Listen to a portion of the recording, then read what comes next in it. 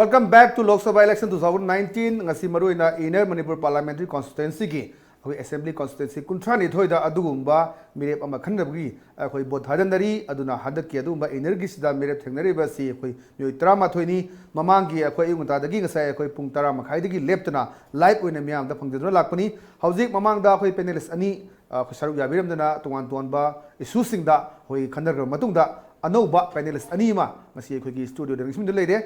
get oi thangda leiba sina khoi manipur ge dumba sangnai raba aduga matam kuina khoi all india radio infal ge editor leramba aduga political analyst amanu aduga veteran journalist amsu lebirba ga bbc ramne ga utara mokshere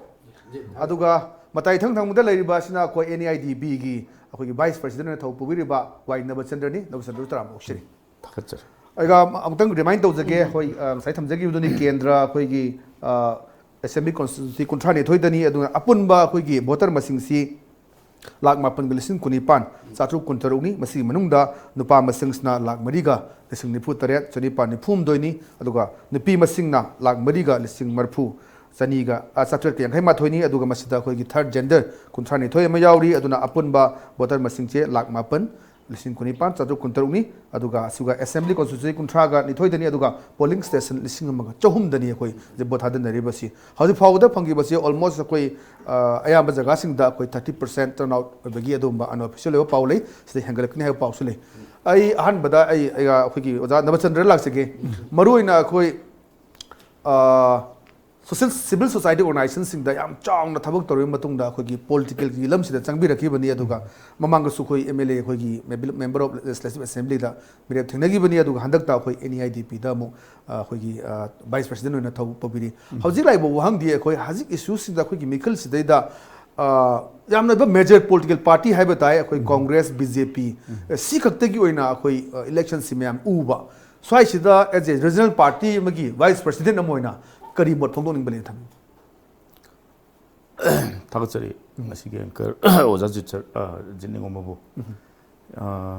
chume hujiki haiba wapam si manipur da sum akoi gi yamna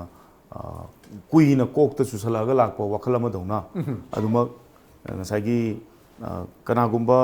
nupa natraga nupi amana rajniti tawraage natraga bol epage na khalakpa mikupta ihan hanba magi pandam si अखोगी national political party अमदा हाना join तौन मा हाना होना बचे अदुजु हारिबा नेशनल पॉलिटिकल पार्टी सिंदुगी मरक्तगी अखोगी कोगी करे हेतारे गवर्नमेंट पाइरिबा रूलिंग दा से हाने दा टारगेट तवे तोंगान मागी असाबदी मैम दुम लेरंगनी लेयना जु खली अदुगा करिगुंबा अदुगी तो करिगुंबा फंगौद्रगना जॉइन तौ फंगौद्रगना तगन मागी अपॉर्चुनिटी नेमने खलगना नेक्स्ट ऑप्शन सितु अदुम नेशनल पार्टी में थीबगुंबा मसे अखोई चाही क्यावा मसी की ट्रेंड से दा अखोई की माइंडसेट से दा लाइना ये दमाइन दुम खजे हौजी सु मसे पुरापुरी को ऑफ दी नते लाइना दमाइन हाइजनिंगे हंदकी अखोई की लोक सभा की इलेक्शन से दा तसेंगना अखोई की करे हेता इश्यूज में आम अखोई की मांग तादन लेग्रे इश्यूजिंग दो थेंगनरुबगे अखोई जे हुजी हुमांग हंजन बद गाइरी अदुबो हुमांग तागिबा मयाम सिंह अदगी चई चागिबा मयाम सिंह अदगी मतम मांगना इमुंग मनुंग पुगदबा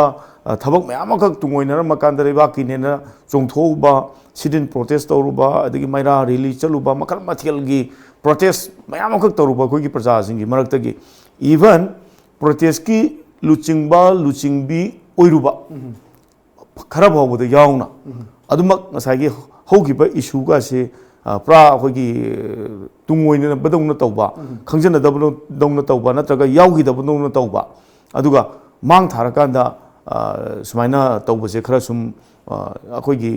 करे हेतारे अदुजु लोकल लीडर गातनी को हाइजा स्टेट की लीडर दिना तबा लोकल लीडर खरा ददी सुगुमबगी कासे दु ममी ताई हेतारे अखोगी नेशनल पार्टी जिंगी वोट चेनबदा ममांग थाना चटप मानबा अदि करी करी खरा अदुम कनु खरा थेंगने हेतारे अदुना सिविल सोसाइटी ऑर्गेनाइजेशन दा लेजरंबा अदुदगी हौजरकपा अमा ओइना हाइतारगदी सुगुम वाखल से अगी मोटदी याम चेंगना मसे याम लेवक थिबने ने दिमा हाइजनिंगे मरमदी अखोइना ममांगदा खुदम ओइन हायर कांदा केप की इशू दा थेंगनग्रिबा पोतु करिनो इसे अखोइ मुन्ना अखोइ मतम चुपदा निंगजंगना लेबा मदि मथौ ताबरा न खल्लेबा अदुना इलेक्शन की मतम से ला कान से द हेक्ट इशू कावदनो तौबा अदगी वखल जे हक्ता मफा पचल त चनबा अदगी लोइना नंबर तिनर कया सिंजु मागी मागी अनिंग मपाम द पंगदो तो यस डेमोक्रेसी नि याय तबुदबु ngसागी हौगिबा इशू द युमफम मोइबा थोदो अथोक मैम सिंग दुगा ngasi mana thangai ba khongthang jiga completely contradict to bomong thangmu man bomong du madi kitang akhoi gi kare heta ne principle leita ba gudong na sum kan to bu sum ujei hai tare aduna hari ba hongbu chawba mi woi sing se masi kagum matam da aduma makhoi gi kano se societies da makhoi gi rum si sum aidi pixel akadra haidna adumaina chingna ba lejai ado akhoi gi wadi tasengna ai wadi ai su aina USM gi phamje hek loira matung jeida akhoi gi wazaranjan ni engonda online akhoi gi kanu to bi bese enroll to bi bese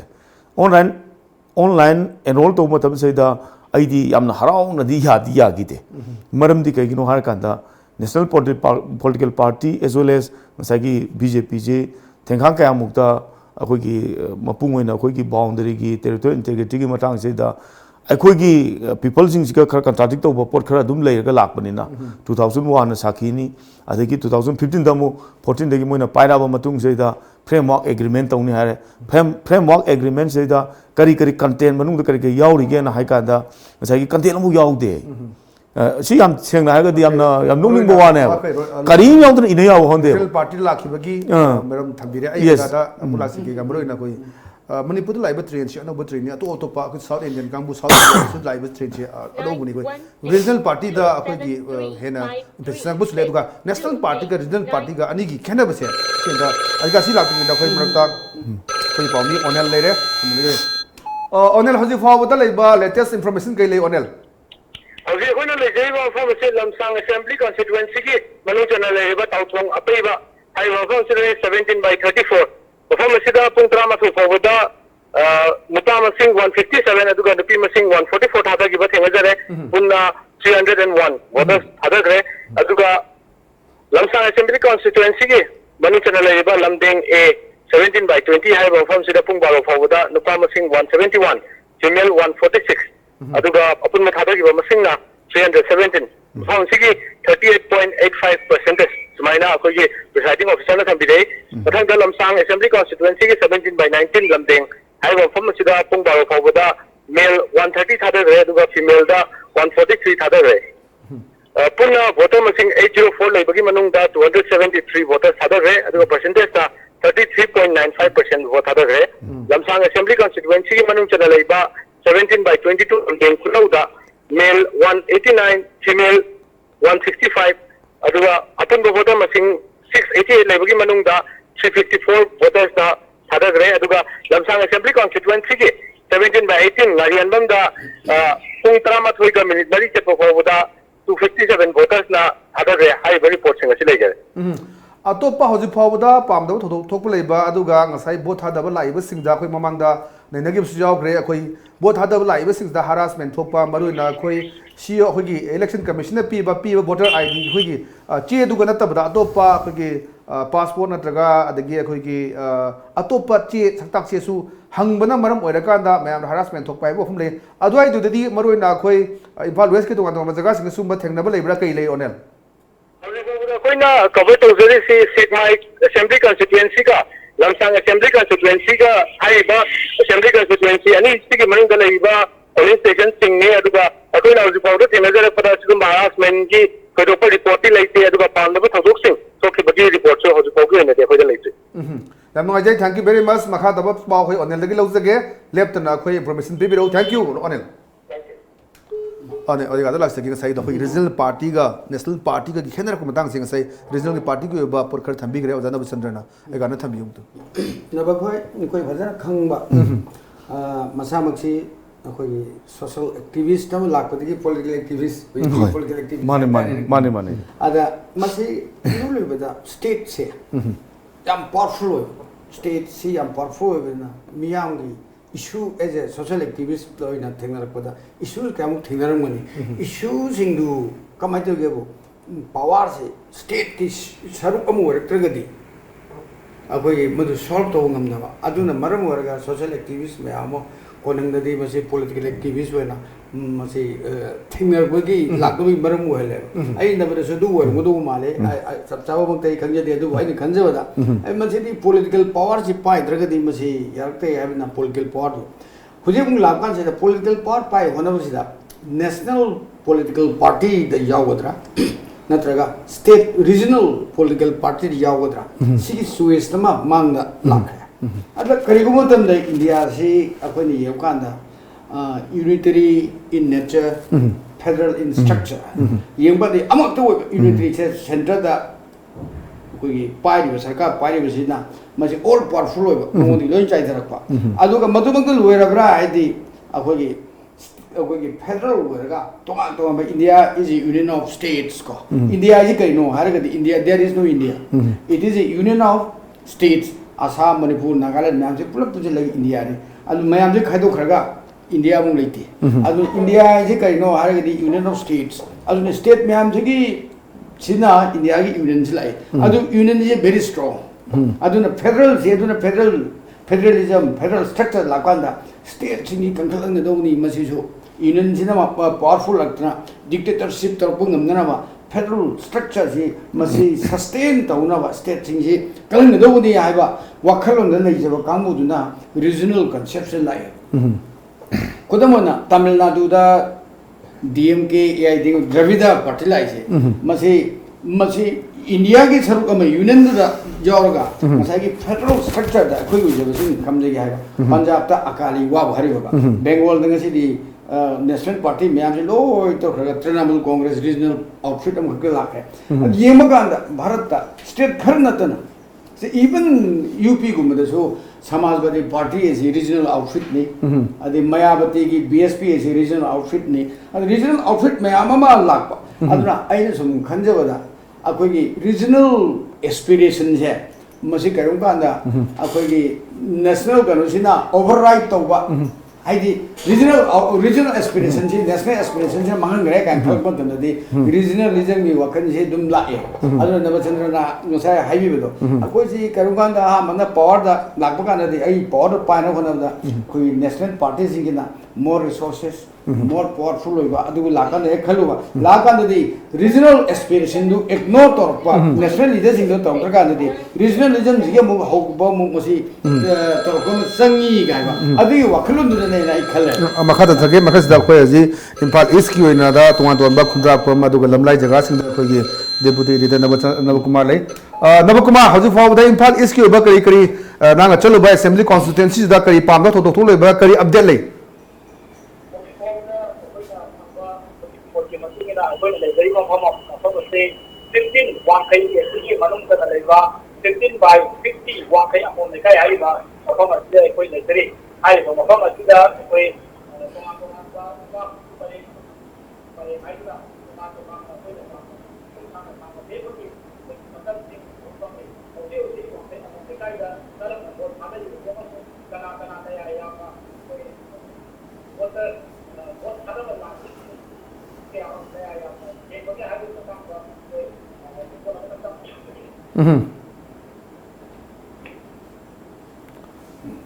हाइबियो नवकुमार हौजी याम फजना हमें English से बंके अमम लेकाई दनी मीसी फजना याम न थोलागा Q लेप का नि PC न याम बोने उरी से अखोना लाइफ नि हजे उरी से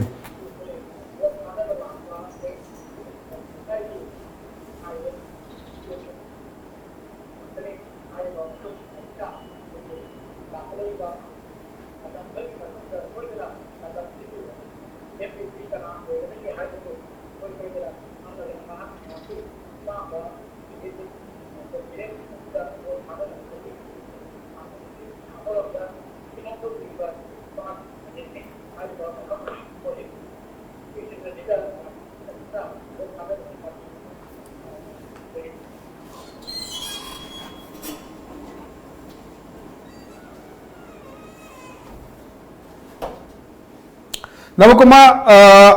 अदर लेरिबा सिंग दुगा वही सानबगी तंजा दो खै मरक लौजगे मखातना नवकुमार दा वो लाइव अमु लागसेगे एगा गसाई थंबीगे दिनि नेशनल पार्टी गा खैगे पॉलिटिकल पार्टी खनबदो अदु मखा जथबि अखोई आनी से करम खनदि अखोई सेंटर से ना पावरफुल हो रहा रीजनल एस्पिरेशन जो मधु फुलफिल तब तक आना असाई रीजनलिज्म की रीजनल एस्पिरेशन जो मिट तंग होना बता रीजनल पार्टीज की तंगनो की मचा मुहल है अदुना निदा असाई की हुजिक मणिपुर दसो सही सी बीजेपी कांग्रेस वा भरी बंगसी इलेक्शन में चला सीपीआई सी नेशनल पार्टी ने सीपीआई अदेगी बीजेपी कांग्रेस फाइट तौसिने रीजनल पार्टीज या मार्जिनलाइज हुए होगी बस ही कर सीधा कोई रीजनल पार्टी से मणिपुर या मार्जिनलाइज हुए मसी मतम अम लेरमे से कांग्रेस ना सांग पार्लियामेंट में एमपीपी मणिपुर पीपल्स पार्टी लाखगा मतम खरा लाए मणिपुर ने स्टेटहुड फंगरे अदि मतम के एमएससीपी की मतम खरा पार्लियामेंट अदि कनु की आरके रणबीर की एनपीपी की मतम खरा पार्लियामेंट कोalition गवर्नमेंट नमा अदि मतम दा मो अखोई की एमएससीपी लाख है रीजनल पार्टी से मतम की अदुम लाख अदि रीजनल पार्टी से विद द फिलोसफी ता अखोई डीप रूटेड अखोई यामना मरा थेना लेरबरा हैबदो मदुदी क्वेश्चनेबल हो से टेक्निकल प्रॉब्लम लेतना नवकुमार ऑनलाइन दे लेतो ऑनलाइन दे लेरे नवकुमार मखा तो न कई ले हैबियो जरीबा वांखै Angom लेकाय Hariba polling station असिदा boat थादब लाखबा अखोई मियोय अमखा उनजदुना करमना हरिबा पांथोकलिबा इलेक्शन असिदा महाकि वाखलदा अमसुम मणिपुर की प्रजासिंगी वाखलदा करी लेबगे हाइबदु मयाम मांगदा थमजगे अखोइना ngasi वांखै Angom लेकाय Hariba polling station असिदा उनजगदोरिबा मियोय अस्ति अखोगी मतमदा मयामना हेता खंगरबा अमसुम यामना ड्रामागी फिल्म की लमदा संगाइरबा अखोई मियोय अमखंगनि मिंगोइना पंजरबदा नरेंद्र निगोम्बा अखोई नरेन तामोबो अखोई टॉम टीवी की माइकैदगी तराम नोक्सरी याम नुंगाई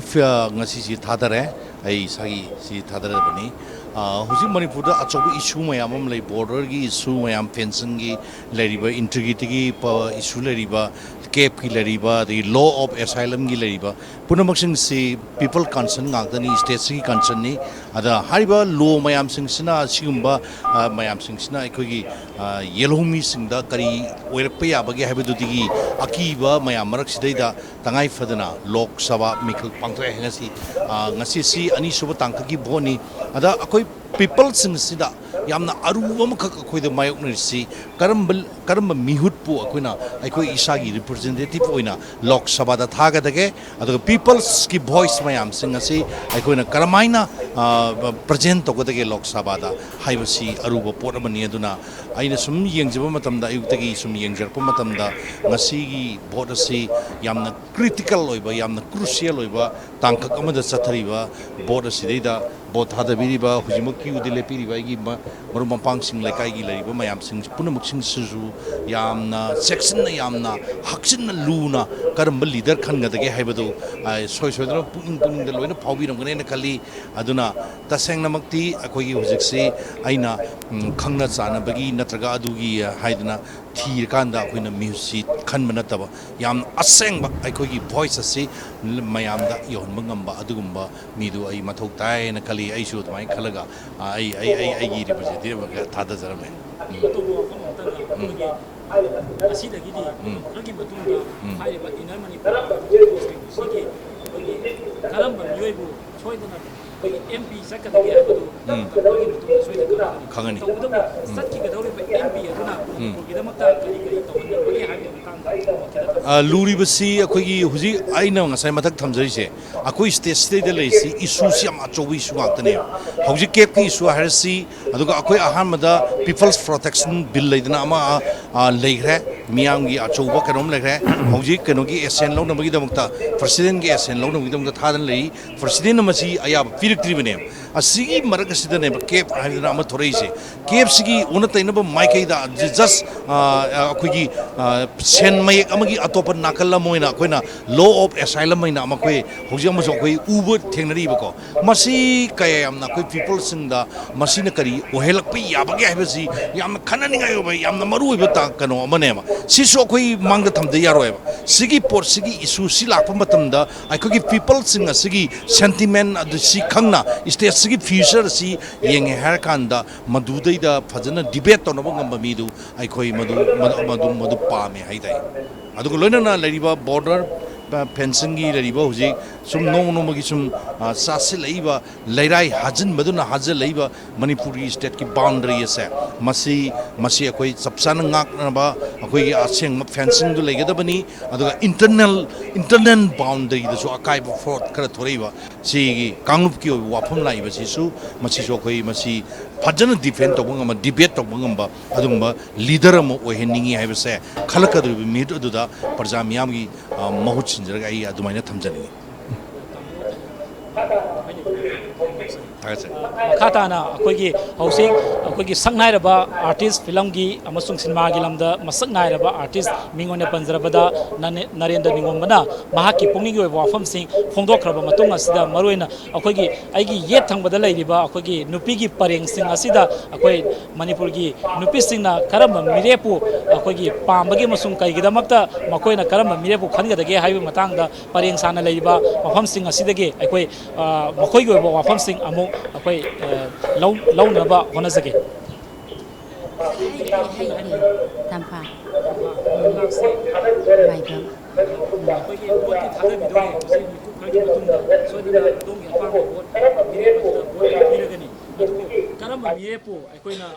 state sigi faidagi afaba yaifaba amasung laibak sigi tawrakadaba candidate khangadage habi matangda molamda thambi skoya isagi apama dabi Thank you very much Navakumar Makhata na khoi adum dagi amu alongjerake hojik wakha agom le kaidani hojik khudak ki paul lai wasi khu 6/10 kiam gai a muslim south ta khoi kiam gai high madrasa kiam gai muslim sida khoi evm me chinji pung trama thoiga minute kunta chatpa matam da khoi kaidana potha da lepe ha be gi hajik chapta ba pau phonge masi su am laibak thibni ngai sai su khana jai su ni khoi bot tha da changkum matam da tonga to mache chang sing si pora su yani daga electoral lol ki pire bache da yani ha posi pau phangno wat padagi me pam da thoi duni ajil ai posi di ai ba wang de lakshning se ojana maruina handak ngasai panjagre national party khaki maruina congress bjp khaki mikhaloina ubgi mongda tawba mayam jengnari singda NEIDP na kamai do na khoi people singdagi khoi vote phangnana ba haibatai kamai to ga handak kisida kamai ni strategy yat kiya duga mikhal sida mai pak ni habi asa lai bra kai molen tham ai ngasai gi matiam tak lotion jorga samda jarage ngasai gi lotion draga de nu waitre ngasai ai aina ngasai gi BJP da ngasai gi online da registration tawrubagi matang se yamung akoi gi RK Ranjan na tawga tawbire ai yamna willingly di oi gi de dubu matam da tawsalorba ko bunina ise BJP gi akoi intending ama oina sum leiba kan se da matam su bodai na wahang se dum ai engon da dum hange ba ega ko kama hange kan ta ai se karigumba BJP gi ticket se pibirakta laibuk phaba idu oi dana karigumba MLA ga idu oi raba oiring gi sarak tudaida akoi gi matam do de kep ki wari bu ka hena bu ngangnadri ada ngasai gi akoi gi kanu gi matang ji framework agreement gi matang ji lotion gane na thuna lotion gane na karim yaw da bida agreement sign tongnari ne hari ne ba content du kari yawge na mani bu people na hanga da karim yaw de hari ne ba admai tawduna khangogdana ga ngasai gi aina ga BJP gi MLA ga ju oira kan si da amusu khangogdana ga hꯧꯖꯤꯛꯀꯤ ꯑꯩꯈꯣꯏꯒꯤ ꯑꯄꯥꯝꯕꯒꯤ ꯃꯥꯌꯣꯛꯇ ꯍꯥꯏꯔꯤꯕ framework ꯑꯦꯒ꯭ꯔꯤꯃꯦꯟꯁꯤ ꯆꯠꯅꯔꯦ ꯀꯥꯏꯅ ꯂꯥꯎꯊꯣꯔꯛꯑꯒꯗꯤ ꯑꯩꯅ ꯂꯧꯒꯗꯕ ꯐꯤꯔꯦꯞꯁꯤ ꯀꯩꯅꯣꯒꯥꯁꯦ ꯑꯩꯉꯣꯟꯗ ꯌꯥꯝ ꯀꯤꯈꯤꯕ ꯌꯥꯝ ꯑꯩꯉꯣꯟꯗ ꯋꯥꯍꯪꯁꯤ ꯏꯊꯟꯗ ꯄꯪꯗ ꯍꯪꯈꯤꯕꯒꯀꯣ ꯃꯔꯝꯗꯤ ꯑꯩꯒꯤ ꯍꯧꯔꯛꯐꯝꯗꯨ ꯉꯁꯥꯏꯒꯤ ꯇꯦꯔꯤꯇꯣꯔꯤꯌꯦꯜ ꯏꯟꯇꯦꯒ꯭ꯔꯤꯇꯤꯁꯤ ꯉꯥꯛꯅꯅꯕꯒꯤꯗꯃꯛꯇ ꯍꯥꯏꯗꯤ ꯃꯅꯤꯄꯨꯔ ꯀꯥꯏꯕ ꯌꯥꯔꯣꯏ haidana even kano da bhaw boda without territorial limit haidana ceasefire je akhoi de extend tawre haibada boda mi time pan siri ne madu gi da work toroga laiba adu de horok aina kari gumba center da gi adu gumba ma law thora kan ai kari wege de ge guys right ithanda decision de du lawi ko ai khudak da ai resign to utam ne MLA de gi su natraga party de su kan khanbati dum lei go ga sina mu ngasai gi ai gi mamangi wari to ni anyway hojik lakchaning gi posina ngasai NEIDP na handaki ngasai BJP amusung Congress na National Party ani khak am kana fight tong no man urge barak se da kamai tawduna akoi gi kanu tawgen habibi matang se aina sum khajaba da mase BJP Congress khakta ga su oide National Party da yam kana hojik si yam kana ngangnaram basing gi manung da CPI ji ju thudongna yamna name da ba thakta I lei na khalleba aigi kendra makta da hanadagi ong CPI na phangba bot masing si yam wang hai ta ado handak su dum ꯉꯁꯥꯏꯒꯤ ꯋꯥꯔꯤ ꯋꯥꯇꯥꯏꯁꯤ ꯇꯧꯕꯗ ꯑꯗꯨꯝ ꯅꯨꯡꯉꯥꯏꯇꯕ ꯑꯗꯨꯝ ꯌꯥꯎꯋꯦ ꯅꯨꯡꯁꯤꯖꯕꯗꯨꯅ ꯍꯥꯏꯇꯥꯔꯦ ꯑꯗꯣ CPIꯒꯤ candidate ꯑꯣꯏꯔꯤꯕ ꯅꯨꯄꯥꯁꯦ ꯃꯄꯨꯟꯁꯤꯗ ꯈꯪꯅꯗ꯭ꯔꯤꯁꯨ ꯍꯥꯏ ꯑꯗꯨꯒ ꯑꯩꯅ ꯀꯔꯤꯒꯤꯅꯣ ꯑꯗꯨꯒ ꯑꯗꯨꯛ ꯌꯥꯝ ꯊꯋꯥꯏ ꯌꯥꯎꯕꯤꯔꯤꯗꯤ ꯍꯥꯏ ꯀꯥꯟꯗ ꯅꯨꯡꯁꯤꯕꯩꯅꯦ ꯍꯥꯏ ꯑꯗꯒꯤ ꯀꯥꯔꯗ ꯍꯣꯜꯗꯔ ꯑꯣꯏꯕ꯭ꯔꯥꯁꯨ ꯑꯣꯏꯗꯕ ꯑꯗꯒꯤ ꯅꯣꯡ ꯐꯥꯗꯣꯛ CPIꯒꯤ ꯃꯤꯇꯤꯡꯒꯗꯤ ꯌꯥꯎꯔꯨꯕ꯭ꯔꯥ ꯍꯥꯏꯕ ꯑꯗꯨ ꯆꯨꯝꯅ ꯁꯨꯝ ꯄꯕ꯭ꯂꯤꯛ ꯃꯤꯇꯤꯡꯒꯨꯝꯕ ꯇꯧꯀꯥꯟꯗꯗꯤ ꯈꯨꯗꯣꯡ ꯆꯥꯗꯅ ꯌꯥꯎꯔꯨꯕ ꯑꯗꯨꯒ CPIꯒꯤ ꯇꯣꯉꯥꯟꯕ ꯃꯤꯇꯤꯡ ꯇꯧꯕꯗꯗꯤ ꯌꯥꯎꯗꯕ ꯑꯗꯨꯅ ꯁꯨꯃꯥꯏꯅ ꯇꯧꯗꯅ CPIꯁꯤꯁꯨ ꯑꯃ ꯑꯗꯨꯝ ꯑꯣꯏꯔꯛꯑꯦꯕ ꯉꯁꯥꯏꯒꯤ ꯑꯦꯁꯦꯝꯕ꯭ꯂꯤ ꯑꯩꯈꯣꯏꯒꯤ ꯄꯥꯔꯂꯤꯌꯥꯃꯦꯟꯒꯤ ꯕꯣꯔꯗꯀꯤ ꯑꯣꯏꯅꯗꯤ ꯑꯗꯣ ꯁꯤꯒꯤ ꯃꯔꯛꯁꯤꯗ ꯑꯩꯈꯣꯏꯅ ꯅꯣꯔꯠ ꯏꯁ ꯏꯟꯗꯤꯌꯥ ꯗꯦꯕꯂꯞꯃꯦꯟ ꯄꯥꯔꯇꯤꯅ ꯂꯤꯁꯟꯖꯔꯤꯁꯤꯅ ꯀꯃꯥꯏꯅ ꯇꯧꯒꯦ ꯍꯥꯏ ꯀꯥꯟꯗ ꯍꯧꯖꯤꯛ ꯑꯩꯈꯣꯏꯁꯤ ꯌꯥꯝ ꯁꯦꯡꯅ ꯍꯥꯏꯔꯒꯗꯤ ꯔꯤꯖꯅꯦꯂꯤꯖꯝꯒꯤ ꯐꯣꯔꯁ ꯑꯃꯈꯛ ꯇꯉꯥꯏꯐꯗꯅ ꯁꯥꯒꯠꯇꯕ ꯌꯥꯔꯛꯇꯕ ꯄꯣꯠ ꯃꯌꯥꯝ ꯈꯔ ꯂꯩꯕ ꯅꯦꯁꯅꯦꯜ ꯄꯥꯔꯇꯤꯁꯤꯡꯁꯤꯅ ꯑꯃꯨꯛ ꯃꯈꯣꯏꯒꯤ ꯋꯥꯔꯦꯞꯁꯤ ꯂꯧꯔꯛꯄ ꯃꯇꯝꯗ ꯐꯤꯔꯦꯞꯁꯤ ꯂꯧꯔꯛꯄ ꯃꯇꯝꯗ ꯑꯩꯈꯣꯏꯒꯤ ꯏꯍꯨꯜꯁꯦ ꯑꯃꯨꯛ ꯑꯩꯈꯣꯏ ꯅꯥꯀꯟꯗ ꯊꯩꯗꯣꯛꯑ ꯊꯝꯕꯤꯕꯗꯧꯅ ꯇꯥꯕꯤꯗꯕ ꯃꯥꯟꯕ ꯄꯣꯠ ꯃꯌꯥꯝ ꯑꯃꯈꯛ ꯇꯥꯅ ꯂꯧꯕꯤꯗꯕ ꯍꯥꯏꯗꯣ ꯑꯗꯨꯒꯤ ꯄꯣꯠ ꯃꯌꯥꯝ ꯑꯃꯈꯛ ꯂꯩꯕꯅꯤꯅ ꯇꯉꯥꯏꯐꯗꯅ ꯑꯩꯈꯣꯏ ꯔꯤꯖꯅꯦꯜ ꯄꯥꯔꯇꯤꯁꯤ ꯂꯩꯍꯟꯒꯗꯕꯅꯤ ꯍꯥꯏꯕ ꯄꯣꯠꯇꯨꯅꯦꯕ ꯃꯈꯥ ꯁꯝꯅꯗ꯭ꯔꯤꯉꯩꯗ ꯃꯔꯛꯁꯤꯗ ꯂꯦꯇꯦꯁ ꯏꯟꯐꯣꯔꯃꯦꯁꯟ ꯂꯩꯕ ꯃꯥꯜꯂꯤ ꯏꯝꯐꯥꯜ ꯋꯦꯁꯇꯒꯤ ꯑꯩꯈꯣꯏ ꯕ꯭ꯂꯦꯁꯤꯡ ꯒꯥꯡꯃꯩ ꯕ꯭ꯂꯦꯁꯤꯡ ꯀꯔꯤ ꯂꯦꯇꯦꯁ ꯏꯟꯐꯣꯔꯃꯦꯁꯟ ꯀꯔꯤ ꯂꯩ ꯕ꯭ꯂꯦꯁꯤꯡ ꯑꯩꯈꯣꯏꯅ ꯍꯧꯖꯤꯛ ꯂꯩꯖꯔꯤꯕ ꯃꯐꯝꯁꯦ ꯁꯒꯣꯜꯕꯟꯒꯤ ꯒꯣꯕꯤꯟꯗꯖꯤ ꯂꯩꯀꯥꯏ ꯌꯧꯁꯜꯂꯛꯑꯦ ꯑꯗ ꯑꯩꯈꯣꯏꯅ ꯆꯪꯉꯛꯄꯒꯤ ꯄꯥꯎꯒꯤ ꯃꯇꯨꯡ ꯈꯪꯉꯛꯄꯁꯦ ꯁꯨꯃꯥꯏꯅ ꯂꯩꯖꯔꯦ 11/2ꯒꯤ ꯁꯒꯣꯜꯕꯟꯒꯤ ꯂꯕꯨꯗꯧ ꯃꯆꯤ ꯂꯩꯀꯥꯏꯗ ꯆꯪꯉꯛꯄ ꯃꯇꯝꯁꯤꯗ ꯃꯣꯏꯒꯤ ꯍꯧꯒꯗꯕ ꯃꯇꯝꯁꯦ ꯃꯣꯏꯁꯨ ꯈꯤꯇꯪ ꯊꯦꯡꯅ ꯍꯧꯔꯛꯄꯒꯤ ꯃꯇꯨꯡ ꯏꯟꯅ ꯍꯧꯖꯤꯛ ꯚꯣꯠ ꯊꯥꯗꯕꯒꯤ ꯄꯔꯁꯦꯟꯇꯦꯖꯁꯤ ꯌꯥꯝ ꯈꯤꯇꯪ ꯁ꯭ꯂꯣ ꯑꯣꯏꯅ ꯆꯠꯊꯜꯂꯦ and then only 32%ꯗ ꯍꯧꯖꯤꯛ ꯆꯠꯊꯔꯒ ꯂꯩ ꯃꯇꯝꯗꯨꯗꯤ ꯌꯦꯡꯉꯀꯥꯟꯗ ꯕꯥꯔꯣꯗꯤ ꯍꯦꯟꯖꯜꯂꯛꯑꯦ almost 1 hour 1 minute ꯇꯧꯋꯦ ꯑꯗꯣ ꯃꯦꯁꯤꯟꯁꯤꯅ ꯌꯥꯗꯕꯒꯤ ꯌꯥꯝ ꯂꯨꯁ ꯑꯣꯏꯕꯒꯤ ꯃꯔꯝꯅ ꯃꯣꯏꯁꯦ ꯃꯇꯝꯁꯤ ꯌꯥꯝ ꯁ꯭ꯂꯣ ꯑꯣꯏꯅ ꯆꯠꯂꯦ ꯍꯥꯏꯅꯁꯨ ꯍꯥꯏꯌꯦꯀോ and then another ꯀꯩꯅꯣꯁꯤꯗ CC ꯀꯦꯃꯦꯔꯥꯁꯤ ꯈꯤꯟꯕꯗꯣ ꯃꯣꯏꯅ ꯐꯖꯅ ꯈꯤꯟꯗꯕꯩꯔꯥ ꯐꯖꯅ ꯐꯪꯁꯟ ꯇꯧꯗꯕꯒꯤ ꯄꯣꯠ ꯑꯃꯁꯨ ꯁꯨꯃꯥꯏꯅ ꯊꯦꯡꯅꯔꯛꯄ ꯑꯃꯁꯨ ꯊꯦꯡꯅꯔꯦ and then ꯑꯩꯈꯣꯏꯅ ꯄ꯭ꯔꯤꯁꯥꯏꯗꯤꯡ ꯑꯣꯐꯤꯁꯔꯁꯤ ꯋꯥꯔꯤ ꯁꯥꯕ ꯃꯇꯝꯁꯤꯗ ꯅꯨꯄꯥꯁꯤ ꯅꯠꯇ꯭ꯔꯒ ꯄ꯭ꯔꯤꯁꯥꯏꯗꯤꯡ ꯑꯣꯐꯤꯁꯔꯁꯤ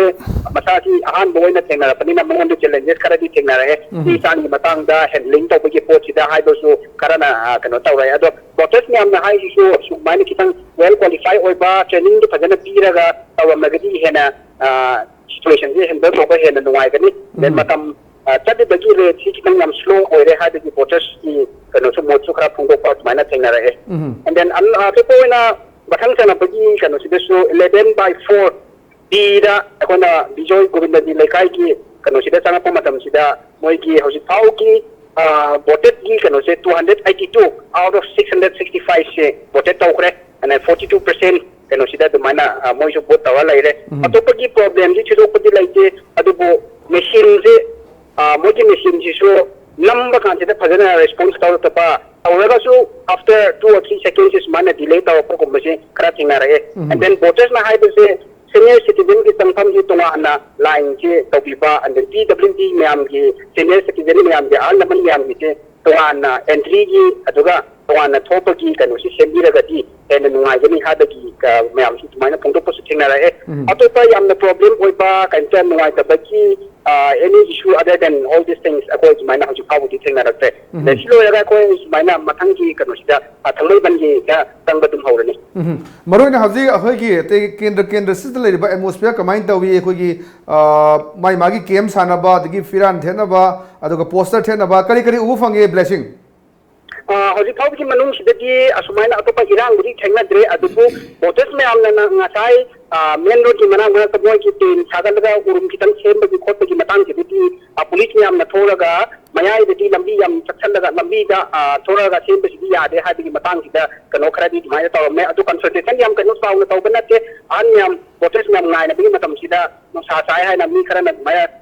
कार्पेट नत्रगा कइनो असमाइना तेरेपान थागतगी मतंगसिदा पुलिस न थिंगबगी खराबगी मायना थेंगनारे अदर देन दैट अतोपा याम प्रॉब्लम पुलिस में थगा कैंडिडेट्स वोटर्स पार्टी तो अंदर की बिना बकोपति हजु पाउदे कंते थेना रखते okay thank you very much blessing मखा तो ना कोई थांग बे असेंबली कॉन्स्टिट्यूंसी दा कम आइना बोथ हादन दरी हाइबसिंग मदु खंगना बादम दा मु लाइन लौजे के thank you very much blessing thank you आई जाना मखा ताबी मसाई तबदी वफम दो अखोय हजिक थोई बसिने अखोय याम मेचिन से गा यादबगी प्रॉब्लम से याम लई जगह खरा दा दुम कोई की रिपोर्ट से दा कोने खंगमदि पोल कनुसी टर्न आउट सी वेरी लो ओइबा अदुना पुंग मंगा हजि पुंग गारुनी अमा मखाई ता पुंग मंगा मखारोंगी ए बलुंग से 30% गी अदु रिमेनिंग हजि की पुंग 3 मखाई को 3 मखाई से दा क्या मैं अपने घर पे गंदे ना अदुने ना पोल परसेंटेज से कर उसी ले इसी कर नेम को दो माने नेम को दो रिब्रा है कि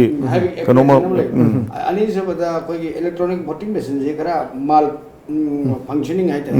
अदुगुमा खरा थुगाई बाय से काय कमाई कारी नो मी थुगारी ब्रांड्रगा कई गाड़ी तो बतो रिब्रा से इलेक्ट्रॉनिक वोटिंग मशीन की खरा अदरवाइज कोई थोड़ा पैसा पॉलिटिकल लाइब्रेरीज की बरता खन्ना कुछ थोड़ा पीसफुली चलते माने साहबी दुनिया को NIDPC यामना कोई हंदक तौरे तमो आरकेएनसी कोई हान कांग्रेस ता लेरमनी कांग्रेस ता कोई वोट कारम बिबनी मदो तो थो मकान दा आकान NIDP La kana sai to people sin da kamai to na sahibi ri zagi eri pulom da kanorom da कोई CPI sum kal le hom da be kamai NIDP kamai mi thambi अदुना सगी regionalism की force अमा तंगाई फदना लमदम से दा मथौ तारे है पोचने खुदम वना आई हंदकी दा मयामना यामना पामना की दबा कैफ की बिल जी लोक सभा दा पास तौनो बखोना मतम दा आइगी मोतदी आइमोद चेलिबा ईगा अखोय खुदिंग मणिपुर दा लेबिरिबा मयाम सिंग दा चेलिबा इजिंग जे हाबे दु मानगने न खंजे हाबदी अखोय की वखल अदे अखोय की पामबा पामदबा अदा ममांगी कैफ की बिल बुथोरको मतम दा अखोगी कांग्रेस की MP ओइरिबा अनी से थांसो वाइटे अमदी ओजा टी मैनसी सोइद्रमकी मोय केपसी पाममोय अदुबु केप के मायोक्ता अपोज तौननब होनब मतमदा मखोगी नेशनल लीडर की अयाबा अमदी मथौताय हाइदी मा हाइरिबा केप की कनोसे दा आई अपोज तौनिंगी आई तौबो याबरा और यादबरा इसे सोइद्रमकी लेबम थेबे गनत्रने मरमदी पार्लियामेंट दा वांगांग बाइसे ngसाइगी मगी हाउस तुगी नत्रगना मागी पार्टी तुगी लीडर मागी सिग्नल की मतुंगी न मांगांग दुरिने मदुबदगी फाइना कइना ngang मगसु यापोंदे मरमदी डिसिप्लिनरी एक्शन हाबेसु लेबिना अदुना रीजनल पॉलिटिकल पार्टी मखक अकोइना सेद लेरबा लोइना रीजनल पॉलिटिकल पार्टी दुगी मिहुल ओइना दिल्ली दा लेबदारगदी कनादगी जो अरियाबो लोगी मथौ तादे अकोइ सेद खनबदो अकोइ स्वाइद लेबनबो वखलदो अकोइ सेद पामजो पोदो हारे लोरे अदुगा गसागी पार्टी पिकपा चावबा अदुना ममकांदा वांगामगी स्लोट आम फंगबो फंगदा हाइजिदे आइदी मसिदे अननेसेसरी ने खलवेबो हानदी पार्टी चावबदा ओइतागदी वांगामगी मतम आम फंगी खोलेगा हाइजे आइदी मसि लेरमदबो माले आइसु खनबदा हाइदी वंस मी मना पार्लियामेंट मागी रिप्रेजेंटेटिव ओइना लाखि तागदी मागी रिप्रेजेंटेटिव ओइबदुगी राइट अमगी मतुंगिना माना पार्टी दुगी थ्रू द वांगामगी राइट ति मतमदि दुम फंगनेबो अदुना अदुगुंबा लेबनीना तंगाई फदना अखोना रीजनल पार्टी मखक इलानबगी मथौ तायना खलेबा अदगे मो अखोना नेशनल पार्टी दा पामोरकांदा नेशनल पार्टी की ngसाई एना केप की मतंग दा होसिकी कांग्रेस की MP अनि दुना फराम गांगनिंग अजु गांग मंगमदबु पोलम लेरमगने नाइन चिंगनब लेजरे अदगे मो ngसाई खोगी आइगाना ताकपीगिबा खोगी फेडरलिज्म की पोलम खक अखोय फेडरल स्ट्रक्चर दि ओइबा अदुबु फेडरल स्ट्रक्चर जे कयम कांदा मसी मथौ अखोगी करेते पांगदब पोसु कम कांदा लाके हा कांदा सेंटर अमसुंग स्टेट अनि जैदा लीड तौरिबा मागी पार्टी अनि सिना अमत ओइराब हाइदि सेंटर दा मणिपुर मुक्त दा हाइगजु सेंटर दा BJP पाले मणिपुर दा BJP पाले अनि जी की इक्वेशन से अमत ओइरा कान सेदा अखोय मणिपुर दा थोय हाइबन से देको सेदा अखोगी तौगदबा थबकसिंगी मनुंगदा सेंटर की लीज हाइबमा स्टेट की लीज हाइबमा सेंटर अमसुंग स्टेट अनि सिना यानरकान तौमिनागदबा कंकरेंट लीज हाइबमा नत्रैगा को कंकरेंट की लीज देदा पार्टी अनि सेंटर अमसुंग स्टेट मानरका कंकरेंट की लीज याम अचौ सोकम दी ओहेलेब हाइबदी स्टेट का स्टेट ता लेरिबा दु अदिगी सेंटर ता लेरिबा दु सेम पार्टी ओरबा सेम इडियोलॉजी ओरबा अदुनो मरमकादा कंकरेंट लीज देदा स्टेट की स्टेट से ममिंग दगी ओइना यावदुनु तौबा ममिंग दगी ओइना थममदुनु तौबा फजना खन्नाबगी कदौगी रूम लोमददी का हेना चंजनदबो मानबा अदुना कंकरेंट लीज देदा अखोगी करेहता सेंटर ना दुम तौनिंगदबो तौरपो मानबगी पोलखरजु दुम थोक्तबदी नते अदुना आइना पामजबददी आइना अखोइना खंजबददी NIDP की साइड की अखोइना फाउजरिबदी सेंटर दा एनी लेनी गवर्नमेंट लेसनो अखोगी थर्ड फ्रंट बु ओइसनो नेशनल पार्टी बु ओइसनो अदुगी गवर्नमेंट लेजसनो अदुबो स्टेट ति तंगाई फदन अखोई रीजनलिज्म की रीजनल पार्टी की गवर्नमेंट लेबसदे दि ख्वाइदि मथौ ताब्रना खल्लेबा हौजिक अखोइना हौजिक अखोगी इंडिया की इलेक्टोरल की कनो से मागी मोंग से हौजिक लाई पोसे 3 टायर सिस्टम लाइसी 3 टायर सिस्टम लाकांदा अखोगी अर्बन अमसुंग पंचायत हर कांदा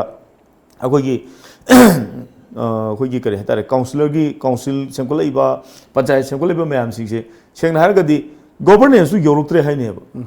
ꯑꯗꯨ ꯒꯣꯕꯔꯅꯦꯟꯁꯁꯦ ꯌꯧꯔꯛꯇꯕꯁꯤꯗ ꯀꯔꯝꯕꯅ ꯍꯦꯟꯅ ꯑꯃꯨꯛꯀ ꯍꯦꯟꯅ ꯌꯧꯍꯟꯗꯒꯦ ꯍꯥꯏꯔꯀꯥꯟꯗ ꯅꯦꯁꯅꯦꯜ ꯄꯥꯔꯇꯤꯅ ꯑꯃꯨꯛꯀ ꯍꯦꯟꯅ ꯌꯧꯍꯟꯗꯦꯕ ꯒ꯭ꯔꯥꯁꯔꯨꯠ ꯍꯦꯛꯇ ꯃꯥꯒꯤ ꯖꯤꯔꯣ ꯀꯩꯅꯣꯒꯤ ꯑꯅꯦꯝꯕ ꯂꯦꯚꯦꯜ ꯐꯥꯎꯕꯗ ꯑꯩꯈꯣꯏꯒꯤ ꯀꯩꯅꯣ ꯌꯧꯍꯟꯗꯕ ꯆꯥꯡꯁꯦ ꯑꯗꯨꯒ ꯔꯤꯖꯅꯦꯜ ꯄꯥꯔꯇꯤꯅ ꯑꯣꯏꯇꯥꯔꯒꯗꯤ ꯔꯤꯖꯅꯦꯜꯗꯨꯒꯤ ꯃꯥꯒꯤ ꯋꯥꯈꯜꯂꯣꯟ ꯑꯗꯒꯤ ꯔꯤꯖꯅꯦꯜꯗꯨꯗꯩꯗ ꯑꯩꯈꯣꯏꯅ ꯐꯣꯔ ꯗ ꯂꯥꯁ ꯃꯦꯅꯤ ꯏꯌꯔꯁ ꯊꯦꯡꯅꯔꯛꯄ ꯄ꯭ꯔꯣꯕ꯭ꯂꯦꯝ ꯑꯗꯒꯤ ꯑꯩꯈꯣꯏꯒꯤ ꯍꯩꯅꯕꯤ ꯑꯩꯈꯣꯏꯗ ꯁꯤꯃꯗꯤ ꯇꯧꯕꯗ ꯆꯥꯟꯅꯒꯅꯤ ꯆꯥꯟꯅꯔꯣꯏ ꯍꯥꯏꯁꯦ ꯔꯤꯖꯅꯦꯜ ꯄꯥꯔꯇꯤꯅ ꯃꯁꯥꯅ ꯂꯣꯏ ꯈꯪꯖꯒꯅꯦꯕ ꯑꯗꯨꯅ ꯃꯔꯝ ꯑꯣꯏꯔꯀꯥꯟꯗ ꯑꯩꯈꯣꯏꯒꯤ ꯔꯤꯖꯅꯦꯜ ꯄꯥꯔꯇꯤꯁꯦ ꯃꯊꯧ ꯇꯥꯏꯅ ꯑꯗꯨꯃꯥꯏꯅ ꯊꯝꯖꯕꯅꯦ ꯑꯗꯨꯅ ꯌꯥꯃꯨꯡ ꯑꯥꯔ ꯀꯦ ꯑꯅꯟꯁꯤ ꯇꯁꯦꯡꯅ ꯃꯥ ꯑꯩꯈꯣꯏꯅ ꯊꯑꯣꯏꯅ ꯃꯥꯁꯦ ꯌꯥꯃꯨꯡ ꯑꯩꯈꯣꯏꯒꯤꯁꯤꯗ ꯚꯣꯠ ꯂꯦꯞꯄꯤꯌꯨꯅ ꯑꯩꯈꯣꯏꯅ ꯍꯥꯏꯖꯕꯅꯦꯕ ꯃꯥꯅ ꯂꯥꯛꯄ ꯅꯠꯇꯦꯕ ꯑꯍꯥꯟꯕꯗ ꯃꯥꯁꯦ ꯀꯣꯡꯒ꯭ꯔꯦꯁꯇ ꯚꯣꯠ ꯂꯦꯞꯆꯅꯦꯅ ꯃꯥꯒꯤ ꯅꯣꯃꯤꯅꯦꯁꯟ ꯄꯦꯄꯔ ꯐꯥꯎꯕꯗ ꯇꯤꯀꯦꯠꯀꯤ ꯊꯥꯖꯤꯟꯖꯔꯨꯔꯕꯅꯦꯕ ꯑꯗꯨ ꯑꯩꯈꯣꯏꯅ ꯌꯥꯃꯨꯡ ꯑꯩꯈꯣꯏꯒꯤ ꯀꯩꯅꯣꯗ ꯑꯦꯟ ꯑꯥꯏ ꯗꯤ ꯄꯤꯗ ꯚꯣꯠ ꯂꯦꯞꯄꯤꯌꯨ ꯑꯩꯈꯣꯏ ꯑꯦꯟ ꯑꯥꯏ ꯗꯤ ꯄꯤꯅ ꯌꯥꯃꯨꯡꯒꯤꯗꯃꯛꯇ ꯀꯦꯝꯄꯦꯟꯁꯨ ꯑꯗꯨꯝ ꯇꯧꯖꯒꯅꯤ ꯑꯗꯨꯒ ꯍꯥꯟꯅꯗꯒꯤꯁꯨ ꯑꯩꯈꯣꯏꯅ ꯀꯔꯤ ꯍꯥꯏꯇꯥꯔꯦ ꯀꯩꯅꯣꯁꯦ ꯑꯩꯈꯣꯏꯒꯤ ꯂꯣꯛ ꯁꯚꯥꯒꯤ ꯃꯤꯈꯜꯁꯤꯗ ꯑꯩꯈꯣꯏꯒꯤ ꯀꯦꯟꯗꯤꯗꯦꯠ ꯊꯥꯗꯣꯛꯀꯅꯤ ꯍꯥꯏꯕꯒꯤ ꯑꯩꯈꯣꯏꯒꯤ ꯂꯩꯔꯤꯕ ꯃꯁꯥ ꯃꯔꯦꯡꯁꯤꯡꯗꯁꯨ ꯍꯥꯟꯅꯗꯒꯤ ꯍꯥꯏꯈꯤꯕ ꯂꯩ ꯑꯗꯨꯅ ꯑꯩꯈꯣꯏ ꯇꯧꯒꯅꯤꯅ ꯇꯧꯀꯥꯟꯁꯤꯗ ꯌꯥꯃꯨꯡ ꯑꯅꯟꯁꯨ ꯇꯁꯦꯡꯅ ꯃꯉꯣꯟꯁꯨ ꯔꯤꯖꯅꯦꯂꯤꯖꯝꯒꯤ ꯏꯁꯄꯤꯔꯤꯠꯇꯨ ꯃꯁꯥꯗ ꯂꯩꯖꯕꯅꯤꯅ ꯔꯤꯖꯅꯦꯂꯤꯖꯝꯒꯤ ꯏꯁꯄꯤꯔꯤꯠꯇꯨ ꯃꯁꯥꯗ ꯂꯩꯖꯕꯅꯤꯅ ꯍꯥꯏꯔꯨꯀꯥꯟꯗ ꯃꯥ ꯍꯦꯛꯇ ꯌꯥꯏꯌꯦꯕ ꯍꯥꯏꯗꯤ ꯃꯥꯅ ꯀꯔꯤꯒꯨꯝꯕ ꯀꯥꯟꯗꯁꯨ ꯍꯥꯏꯕ ꯂꯩ ꯍꯥꯏꯗꯤ ꯅꯤꯡꯊꯧꯒꯨꯝꯕ ꯀꯣꯅꯨꯡꯒꯨꯝꯕ ꯑꯃꯗꯒꯤ ꯊꯣꯛꯂꯒ ꯈꯥꯡꯕꯣꯛ ꯁꯔꯝꯗ ꯂꯥꯛꯄꯒꯨꯝꯅꯦꯅ ꯑꯗꯨꯕꯨ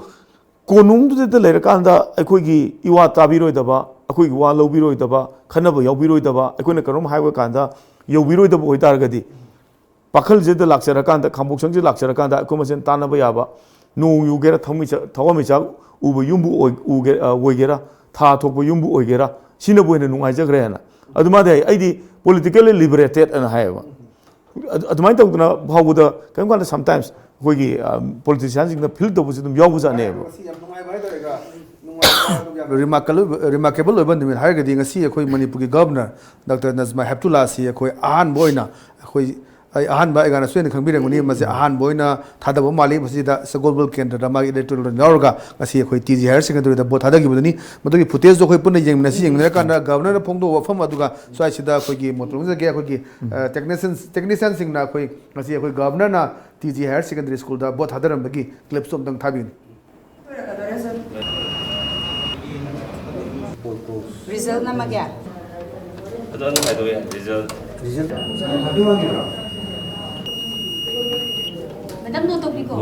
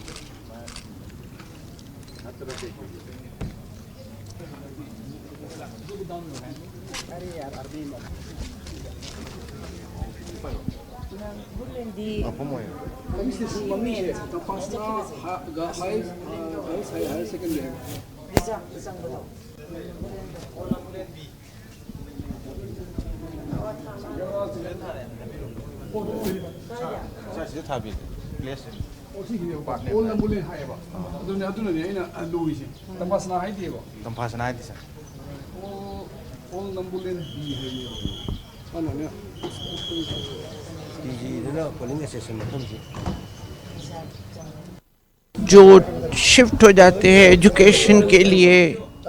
जॉब के लिए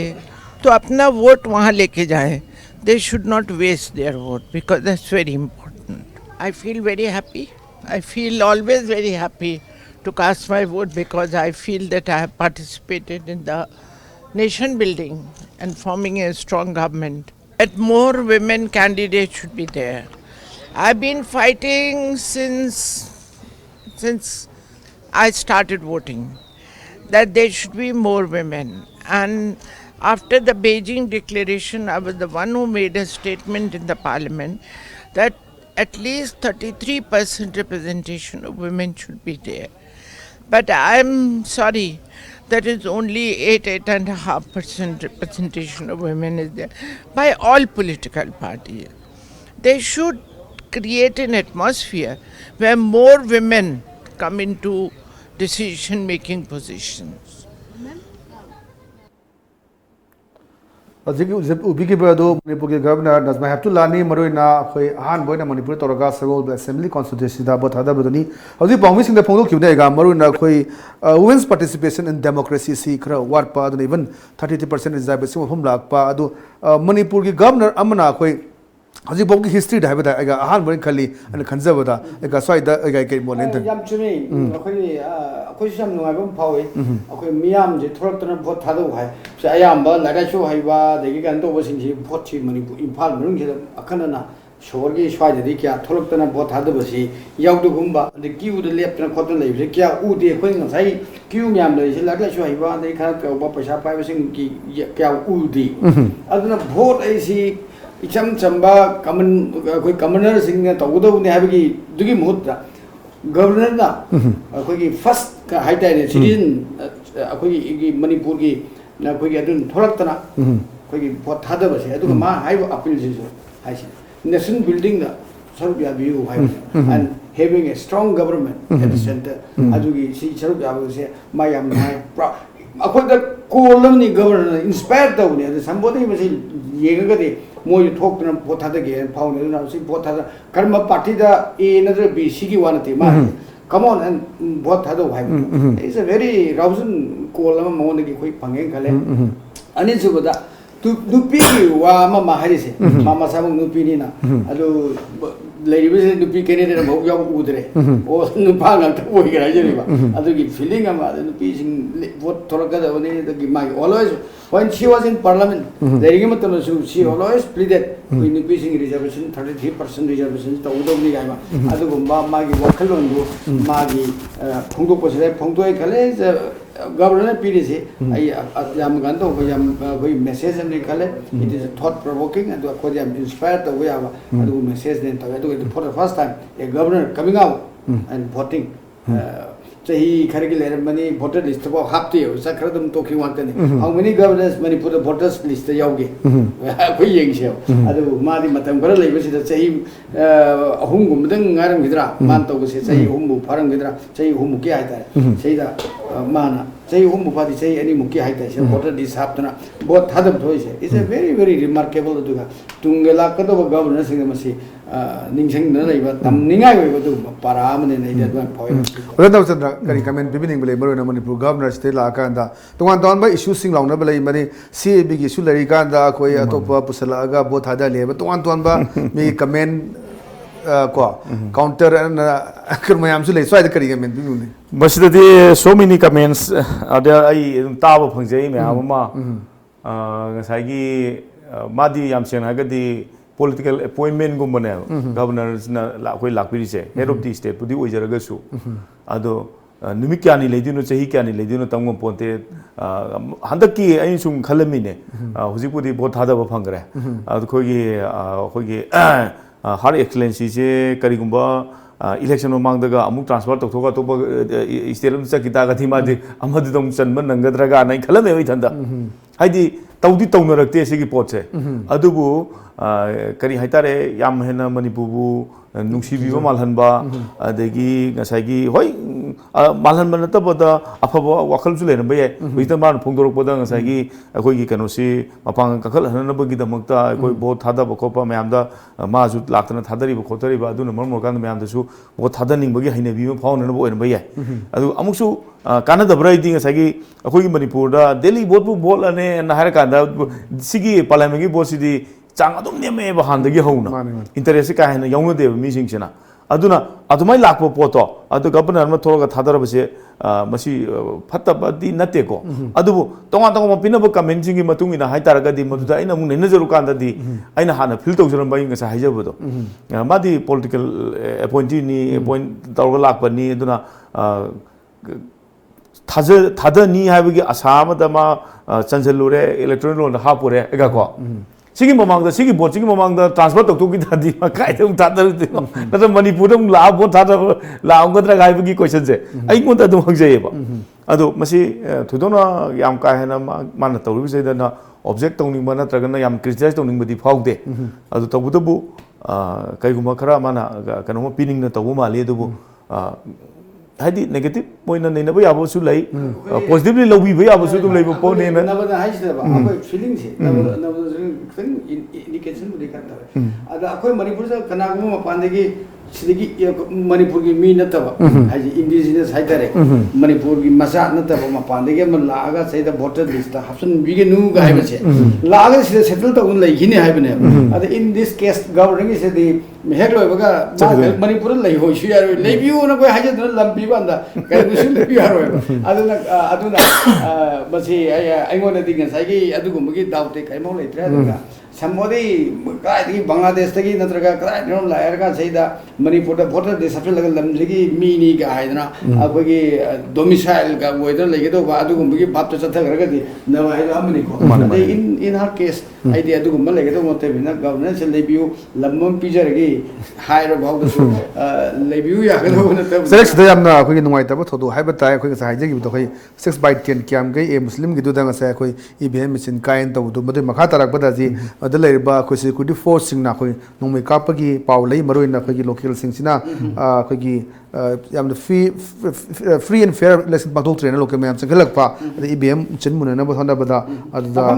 आज को 6/10 क्याम गई ए मुस्लिम साउथ क्याम गई हाई मद्रासा सिदनी लेटेस्ट पावदा अदुना कईराव इश्यू अदुना सिदैदा अखोई लैसे पोलिंग ऑफिसर फोंदो मतुंगना अखोई सिदैदा लोकल सिंगना अखोई प्रॉक्सी वोटिंग तौना होनरकपा ईवीएम जाना मदु मजु कंट्रोल तौना होनबदा अखोई नोमै कापगी पाव लै हेबा यामना थोनदब थोलोय थोइसे दुगा लेटेस्ट इंफॉर्मेशन मागी अपडेट ऑफिशियल पावसु लानी अदुमा सुंबा थौदोक सिदी थोक्तनबा मरि लेनबा सिंगना अखोई सीओ सिंग अदुगा चीफ इलेक्टोरल ऑफिसर अदुगा लेबा कंसर्न आरओ सिंग यामसिना कना होनबा दगा तायन कर कैराव सिदी नवा इतना तना मसी अखोगी इलेक्ट्रॉनिक वोटिंग मशीन का सी अखोगी करी हाइने अखोगी बूथ तो करे हाइ बैलेट बॉक्स तो मसी लाग एरगा पुरगा तुरे न थादा खोता अदु अखोगी ममांग जनरल इलेक्शन दसु इना ततना मसी दुम तौबा खरा क्रिटिकल होइबा अदु अदुगो पोने दो मधुगी कोई इलेक्शन कमीशन मधुगी प्रिपरेशन दो हाना तहोबरा तहोदबरा खंगदुगा काइराव हिदी अया मतमदा मफम खरददे सिगी थोदोकसे अकोइ इलेक्शन गुदिंगी अमना थोगु लाखने दो खरा क्राउड दो थुआइना अकोइ ब्लैंक फायर तौरम बया मी सिबो खोप यावदबनिना दीज आर दी खरा दे दुम रिपोर्ट सु तुम मर मत तबन रिपोर्ट जम तबन बा अबई बेली इम्फाल इसके मंद क्वाइदगी गन तो उसे कैराव से दुम खरा दुम होय से सिदैदा अखोई मयामना मेजर ओइना जी पीपल्स इन द वरी सनबा हाय बताय मोय तरामा थोइ लेपसि मनुंग द याम वरी सनबा मयामना मा खुथेक पदा याव हाय बताय अजे अदुगा अखोगी लाइबक थीबा हायगदरा अखोगी सीपीआई की मेरे बोरे बसिदी मागी असेंबली कॉन्स्टिट्यूएंसी मागी कनोसी इलेक्टोरल रोसे आदि यावबा अदुगा अखोगी थादबदी यादबनिना मादी सुनागदा थादोरे मादी आउटर गिदा मुक चिंगबनिना अखोई सीपीआई थादब यावद्रे हाजी बीजेपी की आरके रंजन सिंह असि अयु अंगनबदा मागी पोलिंग स्टेशन दा मागी होम पोलिंग लेबे जगह दा बोथादग्रे कमाइन तौबा माना थादरंबा अदुगा करी करी मीडिया पर्सन सिंह दा फुदोरंबा दो खोई पुना मुतंग खोई बेंग तामिनसी प्लीज आरके रंजन गी अदु बोथादबगी सिंजम थाबिस अजी फास्ट का अदुम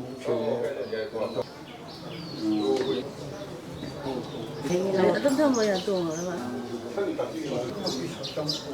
केनो था अभी फायदे इंडिविजुअल फायदे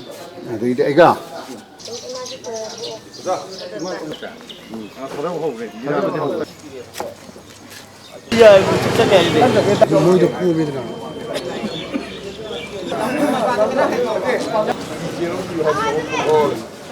야몽 쇼나가 초만 칸 비비로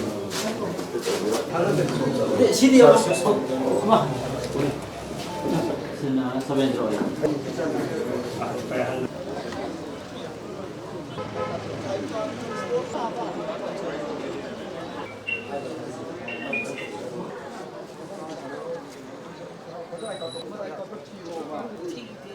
I believe Sri Narendra Modi say amukka na Prime Minister oigani aduga Manipur da su aikoi soidana praja singna nungsibiraga ibu Inner Manipur Parliamentary Constituency gi wana thabi gani aduga Sri Narendra Modi na second term gi Prime Minister obisda Manipur praja gi khudol oina ai yaujagani akoi gi Narendra Modi Prime Minister na Act East policy olokpagal oina na Manipur gi resource human resource वगैरह bio resource वगैरह cultural and sports resource वगैरह पुनः ऐसे economic zone Anees की लंगदाई दल लेवनी ना कोई growing youth सिंग से मासी फजना harness तोरगा तेम तोरगा कोई world की any science ता participate तो वंगम्बा लोइना ना कोई सेंट्रल लंबी से मासी मसाना मसाबु थबक सुजरगा अदुगा make in Manipur की proud and brightness अमगल लोइना ना कोई नाहरोल सिंग से fully and heavily engaged तोरकांदा अफबा समाज मा strongness नमा अदुगी सरुक याबदा मणिपुर सिना pioneering होइना यावगनी है बसे एगी अहानबा स्टेप ने जो उबिग्रिबा दो कोई बीजेपी की कैंडिडेट ओरेबा आरके रंजन की बोथादा बगी छिन्नी गासु जेंग बिरे ना बचना सु जेंग बिरे यामना कॉन्फिडेंट लेबा है बताई कोई हद की अनी सुबह मोदी की ताम से लाकनी मासो तो सरुक यानी है बगी याम कॉन्फिडेंट लेबा अदुगा लुक इस पॉलिसी एग्रिस पॉलिसी ओरकपा अदुगा तुआन मैम सिदा कोई मासो सरुक यानी है फुमले एगा साइदा करी मोले याम समना गवर्नर हरमदो नेशन बिल्डिंग अदगी स्ट्रॉन्ग नेशन अमगी दमकता इ भोट थादो लापनी हाइबने आकेरेन नाहि सिजो स्ट्रॉन्ग नेशन नमगी मामा साबन सुपल स्ट्रॉन्ग नेशन नमगी दाई होर लेपनी स्ट्रॉन्ग नेशन जी कनानो मागी according to him Narendra Modi become the prime minister, then it will be a strong nation, strong country. Moine hai. Aduda Manipur da gi mihut moina meyam aibu thagat piu aduga madu thagal kani adai madu contribution to jage. Adu kari gi no hargadi magin look is ki act is policy hai masida ai fully participate to jage. Very sabni aduga governor har maduna gandu nei adi makada kara explanation. Elaborate Toraga, Arcade and Hybrid Calendar. He is very confident. Let us see. Other Namasaka be has a hybrid and bar to Magwakalon. Yam Pazay, Yam Taganing away. Yamun Akogi Akanuna, Arcades and Habidam Budam Taganing away. Aduga. Sagi Tazaba, Dudi, Adum Karihata candidate or using she. I am Mana Tazabudi Masana, Lake Downy, Adu, Dum Tazabudum, Ubibusu, Ocean, Shona, Aduga, Sagi, Pazabamna, Sagi, Wakal the Jeriba, Karigam, the MP, winning him no haba, Kara, Adum Podu Piramadium, Pare, Yutki, Karagizum, Yaure, Zana, Tapiramado. Adum, wish him all the best. Habiduma, Aduga. Luna Sagi Yamu Arke Ranjandona candidate Luna Bhakti Havangam de Duga Kara Maga the Luna Masada confidence among the Lule Munin. Of the any idea big candidate or Arkanan, I think Magasu election both Hadagre was the Magit Hadabagis and no Yaminasi, Yangan the Hoi among Arke and the Sukari, Pongdom by the Hoi Puna time in the Ragam, Kandavan Minically,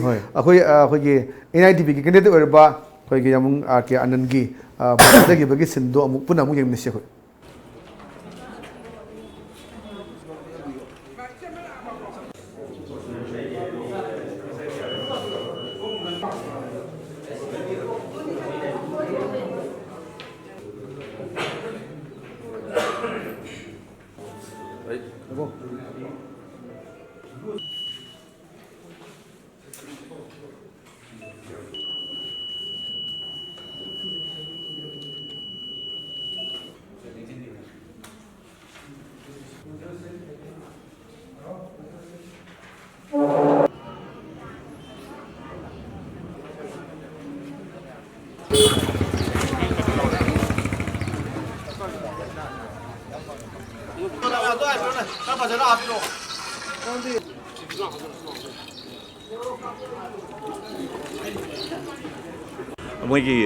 We mainly in India thinking the national interest actually like state MP masing yam moi see interpretation see haida see meaning si neba moi national interest no defined national interest defined over koi na sumang wai ba mut khoi ba swai sidani any IDP no India ga koi ga present lai mina sai we are partners MP masing yam du nati ekoi na high bata ga da bani adagi Manipur and northeast le be India se of adugi atop to pe dai le lam mayam high da picture su khuding ma accommodate to na ta bai se asi India is a nation high da India is a nation amoina makata na chatha da tangai friend khali aduna regional interest mayam section kasi bak to khazna address to bidaba state interest ko is local interest na moina define to ki lana hai da si mayam se address to da na mar mar ga jikse ko se struggle ne struggle si using kasi pangthoi ba vote for change the hai da aina ko the teams together for change ana lebang nungsi na jati ki damta kalor si na thada bo vote oiganen khaling si thada ga thada nari myam sing se adu oi tar ga di koi agenda se am clear oi koi Delhi da koi na moi na thak pi ga ya ma ton mo thak da koi na ni ga sa ja ba ri wa khlo koi myam se reverse to se na koi beyond Delhi yeng ba sang e rival threaten to wi ton ba in myam am lak se yeng bio ba cap thang de ga si congress na du gi law of on asylum ge ke myam la pa myam se masi the behind this the philosophy I tell masi wa khlo di ultimately moi gi bigger designs this I tell moi wa khlo moi na pandari to fit to one of the koi si ma no si are koi da di khan se wa khlo se reflect to hai dai masi myam se lak bank na aina thamjani ba se last NIDP is ready to take on the mainland India. NIDP say Chauri Hariba MP Masinga Hariba and powerful Hariba lobby India mainland Chocho state Miam MP Miam say we are prepared. We NIDP prepared as a resistant party, aggressive party winner. Haji lai baduni hoi NIDP gi oiba mo se phong dokre ai ga gi motta de yum yut ani ju chusan na kan da haji hoi gi BJP gi haibiram ba du NIDP gi haibiram ba ani si kamai ying bi ani si ai khera de khale ai gi motta da akena takfi ni se akoi bhari tu ge haibe nati ma agre akoi ji India Union of States akoi India gi saro on ne ko adubu Asawus mayam singdugi akhoi interest se apik Manipur gum asawus sing marakta akhoi apik Manipur gum ba akhoi state sing akhoi interest se ngakpi dragadi haibene adu ngakpi haibene adu gi demokta ne adu namasi ai gi motadi there are many regional parties like akhoi NIDP gumba regional party adu masi kargam haige regional party sing ida regional party with a national outlook Karunga the national outlook amulana a regional party lay. Yamu Kadogi, I got Makata in the Onel Impal West Kid one of the Gassing Nika, Onel, latest information Karigili Onel. Control them like in the Isle Canary from Sida, control them, assembly constituency, control them, Momalika Part 2. I can by 18 high Vesida, 1245, Kobuki Manunda, male that other give a missing. 307 adu ka female da 305 ada respond 600 ka 12 adu control them kendra ki manung channel le ba control them maning mai kai 18 by 19 high wa farm sida pung balo makai phau bada 161 male voters ada re adu 189 female voters apun ma sing 350 voters ada re control them makha khabam dana pung balo ga makai phau bada 18 by 20 high wa farm sida upon promising 480 voters as other ready among the open local Lamsang Assembly constituency 17 by 23 along Kuno Highway from Sida male 194 female 218 aduga upon ba voter missing 412 Highway voters in Sina both other giving for a further later upon necessary from Sing Sida Voda for in the sing talk Paudi lately security forces sing Yamna Mikup Home Singna Seraduna lady Amadi voters sing both other Vala Ibamadi vote to Sogoliba election Sogoliba near Singasiga security forces sing Singing Marata because the understanding Nana Yamna Tango Laitana for in the sing Tokana for both other things. Makata na ole lakoi atopa assembly constituency singisu cover to rakanda all cover Impal West ki leba to anton badu Impal East and West ki bulabna assembly constituency kun trying to asigi marik chuma pau pibi rekne khali thank you very much Onel update pibi repukidama ꯍꯧꯖꯤꯛ ꯑꯩꯈꯣꯏ ꯀꯣꯟꯊꯧꯖꯝꯗ ꯂꯩꯕꯗꯨꯅꯤ ꯌꯥꯝꯅ ꯑꯩꯈꯣꯏ ꯍꯧꯖꯤꯛꯀꯤ ꯇꯞꯅ ꯇꯞꯅ ꯊꯣꯡꯅꯔꯛꯄ ꯃꯐꯝꯗꯨ ꯂꯩꯁꯤꯅꯤ ꯉꯁꯥꯏ ꯂꯥꯛꯄꯤꯕꯗꯣ ꯉꯁꯥꯏ ꯑꯅꯤꯁꯤꯒꯤ ꯁ꯭ꯇꯦꯠꯃꯦꯟꯁꯦ ꯁꯤ ꯀꯣꯡꯒ꯭ꯔꯦꯁꯀꯤ ꯂꯥꯛꯈꯤꯅꯤ ꯃꯥꯏ ꯊꯥꯗꯕꯒꯤ ꯅꯣꯕꯀꯤꯁꯣꯔꯒꯤ ꯑꯗꯨꯅ ꯑꯩꯈꯣꯏꯒꯤ ꯖꯤꯞ ꯉꯁꯥꯏꯒꯤ ꯑꯥꯔꯀꯦꯅ ꯇꯥꯛꯄꯤꯔꯤꯗꯣ ꯑꯗꯩ ꯑꯩꯈꯣꯏꯒꯤ regional party with a national outlook regional ꯄꯥꯔꯇꯤꯁꯨ ꯅꯦꯁꯅꯦꯜ ꯑꯥꯎꯠꯂꯨꯛ ꯑꯃ ꯃꯔꯝꯗꯤ ꯚꯣꯠ ꯇꯧꯔꯤꯁꯤ ꯅꯦꯁꯅꯦल ꯀꯩꯅꯣꯒꯤ ꯅꯦꯁꯅꯦꯜ ꯒꯕꯔꯟꯃꯦꯟꯠꯀꯤꯅꯦꯕ ꯑꯗꯨ ꯁ꯭ꯇꯦꯠꯀꯤ ꯑꯩꯈꯣꯏꯒꯤ ꯁ꯭ꯇꯦꯠ ꯒꯕꯔꯟꯃꯦꯟꯠꯀꯤ ꯅꯠꯇꯕ ꯑꯗꯨ ꯅꯦꯁꯅꯦꯜ ꯒꯕꯔꯟꯃꯦꯟꯠ ꯑꯣꯏꯕꯅꯤꯅ ꯑꯩꯈꯣꯏ ꯃꯁꯤꯁꯨ ꯑꯇꯣꯞꯄ ꯂꯩꯔꯤꯕ ꯃꯌꯥꯝ ꯑꯃ ꯄꯜꯂꯤꯕ ꯁꯨꯃꯥꯏꯅ ꯇꯧꯅ ꯑꯆꯧꯕ ꯁ꯭ꯇꯦꯠꯇ ꯂꯩꯗꯧꯅ ꯃꯗꯨꯒꯤ ꯑꯩꯈꯣꯏꯁꯨ ꯂꯩꯒꯅꯤ ꯍꯥꯏꯕꯅꯦꯕ will B part of that national level की align तौर कारे ने अदो अकोई कदा इतना कदा के दो will be aligned with other regional parties other national parties उन तौगनी आये बने कोई सोंगा ना हरीश अदो ना अदो का whereas state की interest लाखों में मदे अकोई हिंदन ना तौर अकोई ची गंतो उदो दे अकोई अदो दे यारो है अदो ना समना अरे कान मारे से NIDP is it is a party of regional party नहीं but having a national outlook अदो की पोतुना अदो करीबन ना जो national parties ours is a national party but the regional outlook है regional interest था नहीं बा अभी इसी करूँगा ना इरो लेवल ना भाई यू आर a politician अदगी मफम दुगी voters दुगी pulse ये का ना अगर साइके मसी अदुम तौबा पोर अमन नहीं खले end दुगी सब मानो अदर अकोई regional parties India it is regional party with a national outlook अदुगा national party नहीं it is a national party with a regional interest सिद्ध मखाता ना नहीं ड्रिंग इधर कोई ओनर किशोर ना बोथा दर के बाद INC की बोथा दर के बाद उगा पॉबी सिंह दा हाई की बदो कोई अंतंग पुनः कोई तामिल नसी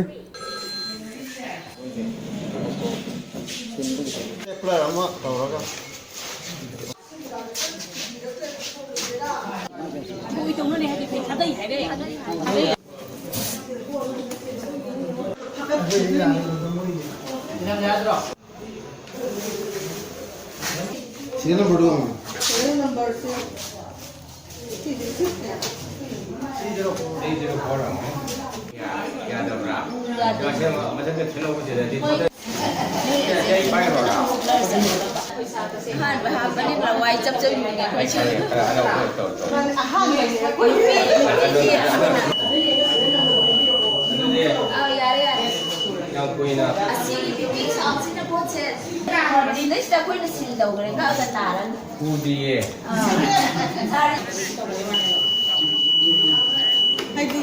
Asi button number ga asi ga sumana tawag yung nagada.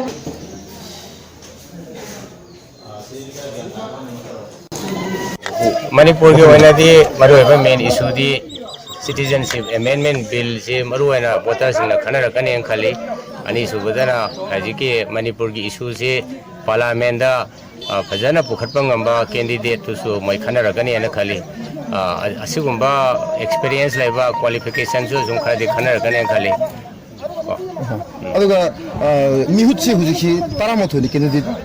लेपिसे अदो हारियो मिहुत सिंसिगी मनुच देखिदा कोई मणिपुर की प्रजा मयाम जेना वोटर सिंह हाइतारे मसी पांगुदुर से करम मिहुतना हेना पांगुनी करम मिहुत पांगुदुर मिहुसना करी मनंग दमक पांगुदुर नो जे सारी वखलम थाबि candidate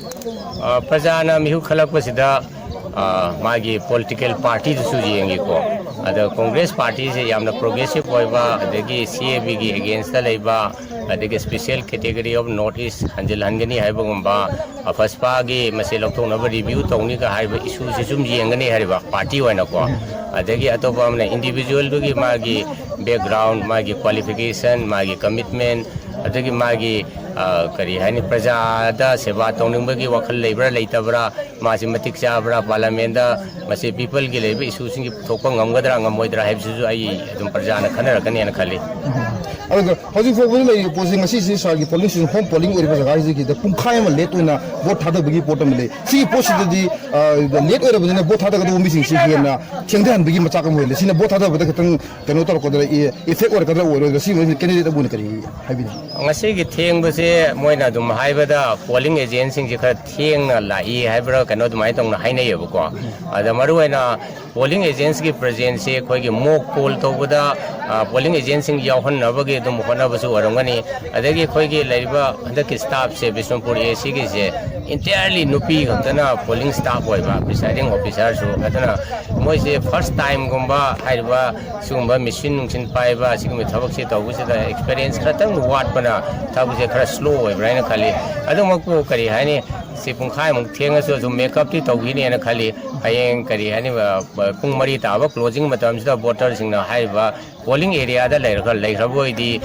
madu beyond 4 o'clock sum bon thada ba yaiba aduna khatang inconvenience khara budi lai aduga voting da di thodona kai roi na khali okay adu hataki manipur gi leiriba 17 lok sabha gi in manipur gi constitution manung gi da khodok pe irang parang thokni ko ken habi gi potai ba yam inga tama thada gani habi gi wakhalon na jiwa kari wakhalon aikoi ni irang parang se ngarang da gi sum ta ba hore maroi na bjp na power da leibni na makoi na hoji ki khoi gi Congress की करी है worker Singh हाइतारे कोई Congress party की कनो का जिंगरांग मुक्त भागवा हेंगांग the कोई की जनरल सेक्रेटरी और बा वो कांग्रेस कमिटी अदमाई मयूम जे क्वेश्चन र कनो तवे न है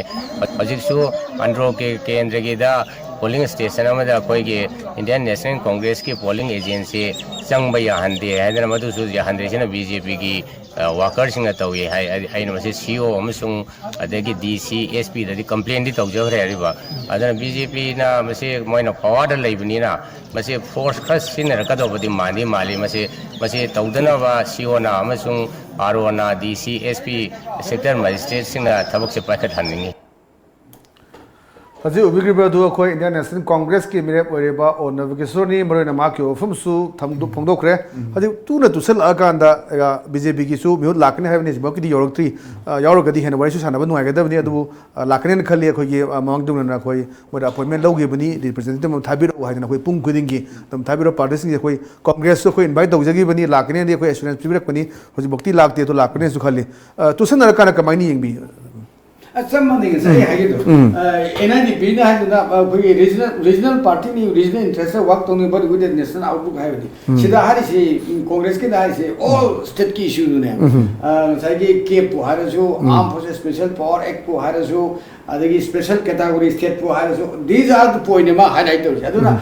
ours is a national party but having a regional interest having adu ani digi si iro le di kada ro koi chak manaba sakal ma question of kanda in ne adagi beginning ne ani do cham cham na adu ki potu ne aduna Maksudnya kalau kita melihat dengan koi educative editor lainnya koi damen magi information mula usi damen howji fawda kari information lainnya damen dah howji fawda howji yang nakoi howji thoi lai se yang lagi tholok tu na kwari sawu tholok amu wari howji fawda wari de ado yang lagi polling station 6/10 muslim ki yang lagi muslim ki short ki badu lumba yang lagi high school mada sai no thoki batho ki maka tarak koi na howji nakoi DC fan adagi DC fan east west adagi SP da singba singkang laga from madu da howji koi miyang mirang control to na bonari ado musi maka ta na su ji amu hanna koi pot hada hanna ba thawang paikali Maruina damen akoi EVM machine kai haibna singdo ji kai brano wachin brana daga kari information lai adu gi dawak ta hoji fawgi bot thada baje ngaki ko mang fawgi bol le matam lepi adu gi test to na bakari process ka gi khana na bagi ko gi amogi mai na ba ro sing dagi DC dagi SP sing ba lago ji kana jim phulu jim jermi ta chatari adu hoji fawgi pung ko yi dum pung baro fawgi da le bari pot matung di lelong da akoi 38.12 akoi poll percentage lai re adu awal da 46.2 adu wang khem da na 42% hoji bot hadari adu ga koi permission gi pot matung na akoi tongan fam sing da akoi congress the BJP NIDP amasung independent millet pai ku gi ba polling station sing akoi ayam polling station sing da saba akoi lekai go na saba thengnai adu ga hoji fawda to unofficial report matung na di hoji fawda BJP na akoi voter sing da akoi vote phangna ba lupa chani ki changdi yele aduga congress party na lupa chama adu NIDP na lupa chama maina akoi voters da akoi pesa yanbi thabak su lo na chathai ha ba pawi pagi Thank you very much the man adu aji akoi ki national channel amada akoi phungdok pirakpa maroina akoi Manipur ke han ba private satellite channel ni maroina akoi pesa yeli ga basi akoi proof makti phangmunate ga buko adu me amna haino pot ni ta badu madu mana tamagi bo ani ado atoba party ki di khangjadre aduga NIDP की भी सही है जति को याम very clear जति mayam gi yele ba osi hari jing do isu tajai to pagi di aduga akoi gi di lupa mu yen jade oi akoi gi kanu gi polling management di tawe polling management hai tare ko badeda mi du kuina phamaga leidu ne ma tawduri sa thangna ba aduga adeda gasagi kai gum khara di adu di election expectation da lakada ba ngakte ne cham cham ba da hai tare adu katang da gi hena akoi gi par voter da kai da ma korsa pi ko bodi NIDP gi di tawde aduga NIDP na da kanu gi अखोगी करेबा parliament की लोक सभा की election की मांगोइन ना NIDP ना अखोना awareness programme को तो जाइए फ्री एंड फेयर इलेक्शन से है ना north east India development party की मोटो हो जाए टुगेदर फॉर चेंज लाखना ना वो होना वो मतलब दा अखोई फ्री एंड फेयर इलेक्शन से मसी मणिपुर दो ओहिंसी है दना अदुना नतबा उपाय ना दगी पिजा पिथकतना सेन येंदना तौबा दुगुम लोगी चनबी सि तौगुम से ना अखोना कैंपेन तौजगी है बाइगा को अदुना हदकी इलेक्शन जी ओइना कोई तसेंना कोई पार वोटर दा पैसा कई कई अमा अमा सिदे कोई तौदे हाइतारे अदु मसी माई सेंदुक्चरी अखोई पार्टी की साइड तगी अदु सेंदुंग तारगदि साइगी येंदबनीना वोटर मैम सिंगसिना अदुदी जगह खरदगी येलगा अखोई येंद्रबोइरे हाइदना लान लौनिंगाय अमा अखोई इंटीग्रिटी दु सोकदब पार्टी की इंटीग्रिटी दा सोकदब मचा हमसु ओइबे या हाइतारे मसी दम हेयर से हाइतारे गा को गांगना बा ममांग की मिकल जनरल इलेक्शन खंदे नि खंदे कोई पैसा येन बे वफम सिनुगाने दु कना गुमना येले हाबगी प्रूफ तो पुथोब्रा हाबदी प्रूफ तो दि मु लेतबा हाइनबा अखोई पुलिस की थबक लौबदा लाख 10 लौरे ट्रांगा लौरे कुल लौरे तो मैम नु गांगना नि अद प्रूफ लै रोदना दि अदुदि लेतबा दन जे अखोई इनकम टैक्स ना अखोई रेट तो ngarang bak or ma le अखोई AIDM की मगी इलेक्शन ऑफिस तो रेट तो कांदा लिसिंग अनि चपी से पूरा मपन पुन लगा मार्क तंग सर में फाइ मजे पैसा दे मजिदी अखोई ताब दे तारे दु मजे रियलिटी ने लाई दि लवे अद मजे इलेक्शन कमीशन ना रेट तो उधर मजे सरकार ने तो या था इनकम टैक्स डिपार्टमेंट ना दे पैसा दो करा देखिन तो बम संगे लो ngasi gi newspaper खर दि लुपा करोड़ हम फाइ कोनी गाना खर दि काय पाबनो काय पाबनो संगाई दि योगने न्यूज़पेपर रिपोर्ट दे फजन दि फंग दो म रेट ते तो उधर खोतो अद रेट इसे ऑथेंटिक होय एक्शनेबल होय इंफॉर्मेशन भंगम दर काय रेट तो अद ये ले ताय का ये ले दो अद खंग गदि रेट तो या इलेक्शन कमीशन की मोय फ्लाइंग स्क्वाड दि दे अदुना ताबदि कोइसु ताय येली खोले से दुगा एक्जेक्टली खरा जनो कना येमनो दु खंगदमनिना फाबम आई खंगगजु मी अदुना येलेये तोम को बुन पादुन येलेये चाव को बुन पादुन येले दि दुम हैनबा अदु तोम दुन चाव दुन येलेंगे मतम दनते बतारी पाजे पाउजे येनबल वर मतुम ताबनेबा प्रूफ लेबा खदाना कोई इलेक्शन की खनने बजथा जगे मरक सिदा कोई अटेन ब्रेम तक लजगे बिवास मरक सिदा कोई अटेन ब्रेम तक लजगे ब्रेक की मतुंग दा कदाई फाउदा हजे टर्न आउट क्या लेरबा अदु कदाई दा कोई पामदम तो थोइबा दुका कमाइन तौदना कोई की cast your vote to the right candidate हाइबा पोसी महा सथा जगे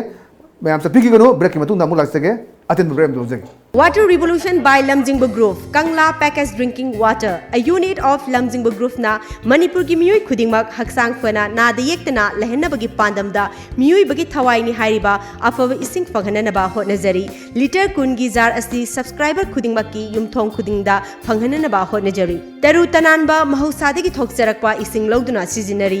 ising asida kanaraba mineral hapchinduna matam sigi khwaidagi faraba khusu khulaina process tawduna pack tawjari sterilize तौरबा इसिंग पात्र सिंगदा हपचरी सब्सक्राइबर ओइबगी खुदोंग चाबा सिंग अदुदी अदोंगी युम फाउबा इसिंग असि थिंजरकनी रजिस्ट्रेशन हेक तौबिबदा इसिंग थन्ना यावरबा जार अमा पिजगनी था अमदा 30 जर्स 600 liters पिजगनी था अमगी सब्सक्रिप्शन फी लुपा चनियांखै खक्तनी सही अमगी लौबिबा मतमदा था अनिगी सब्सक्रिप्शन फ्री दा पिजगनी सब्सक्रिप्शन टाइप था अमगी लुपा चनियांखै था तरुकी लुपा लिसिंग अमगा चमंगा था अहुम की लुपा चात्रे यांखै सही की ओइना लुपा लिसिंग अहुम कांटेक्ट टोबिउ 8257888737 email lamjingbaKanglawater@gmail.com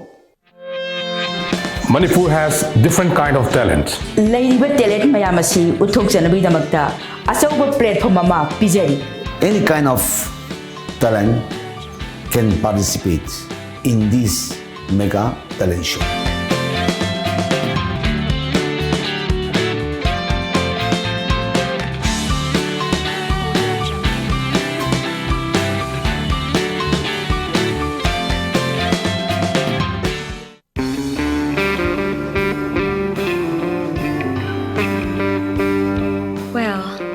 true.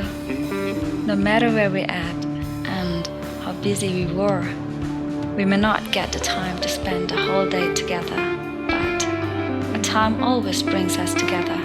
when we are dining, especially when gathered around such divinely crafted amenities.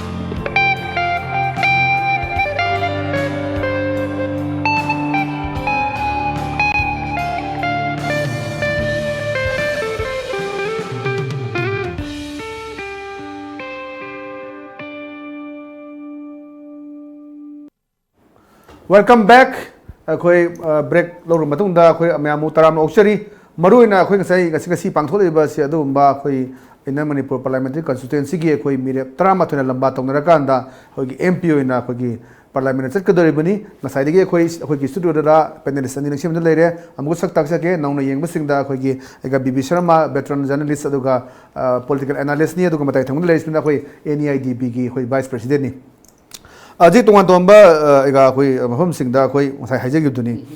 kiam gai muslim da koi Kerala assembly constituency gi saida koi EVM machine munna bagi even proxy voting to bagi phot bi mayam su lei akoi mahum du gi pawmi su akoi gi executive editor su pawbi bi kani lai bo wang di akoi handak ki MP gi election sida karam ba mi bu akoi na MP na thar moi di kari expect to bu ya bagi se aga ten tak mo nan thambi madudi akoi Kana thaga dege as a layman namona when chalaganda MP si to ningi when mamang MP me amaiga witness to ga la koi kai to honing baleba ki sud kai to ning adu moto tham masidi koi namana bihar ke koi phade aga gi mo tham biyo adu gya odana bi sud hek to honing ba aga gi mot opinion no I yes akoi yamdrabada akoi na khali se chahi manga gi ni aduga akoi yam kan kan ne ji MP local area development fund ga na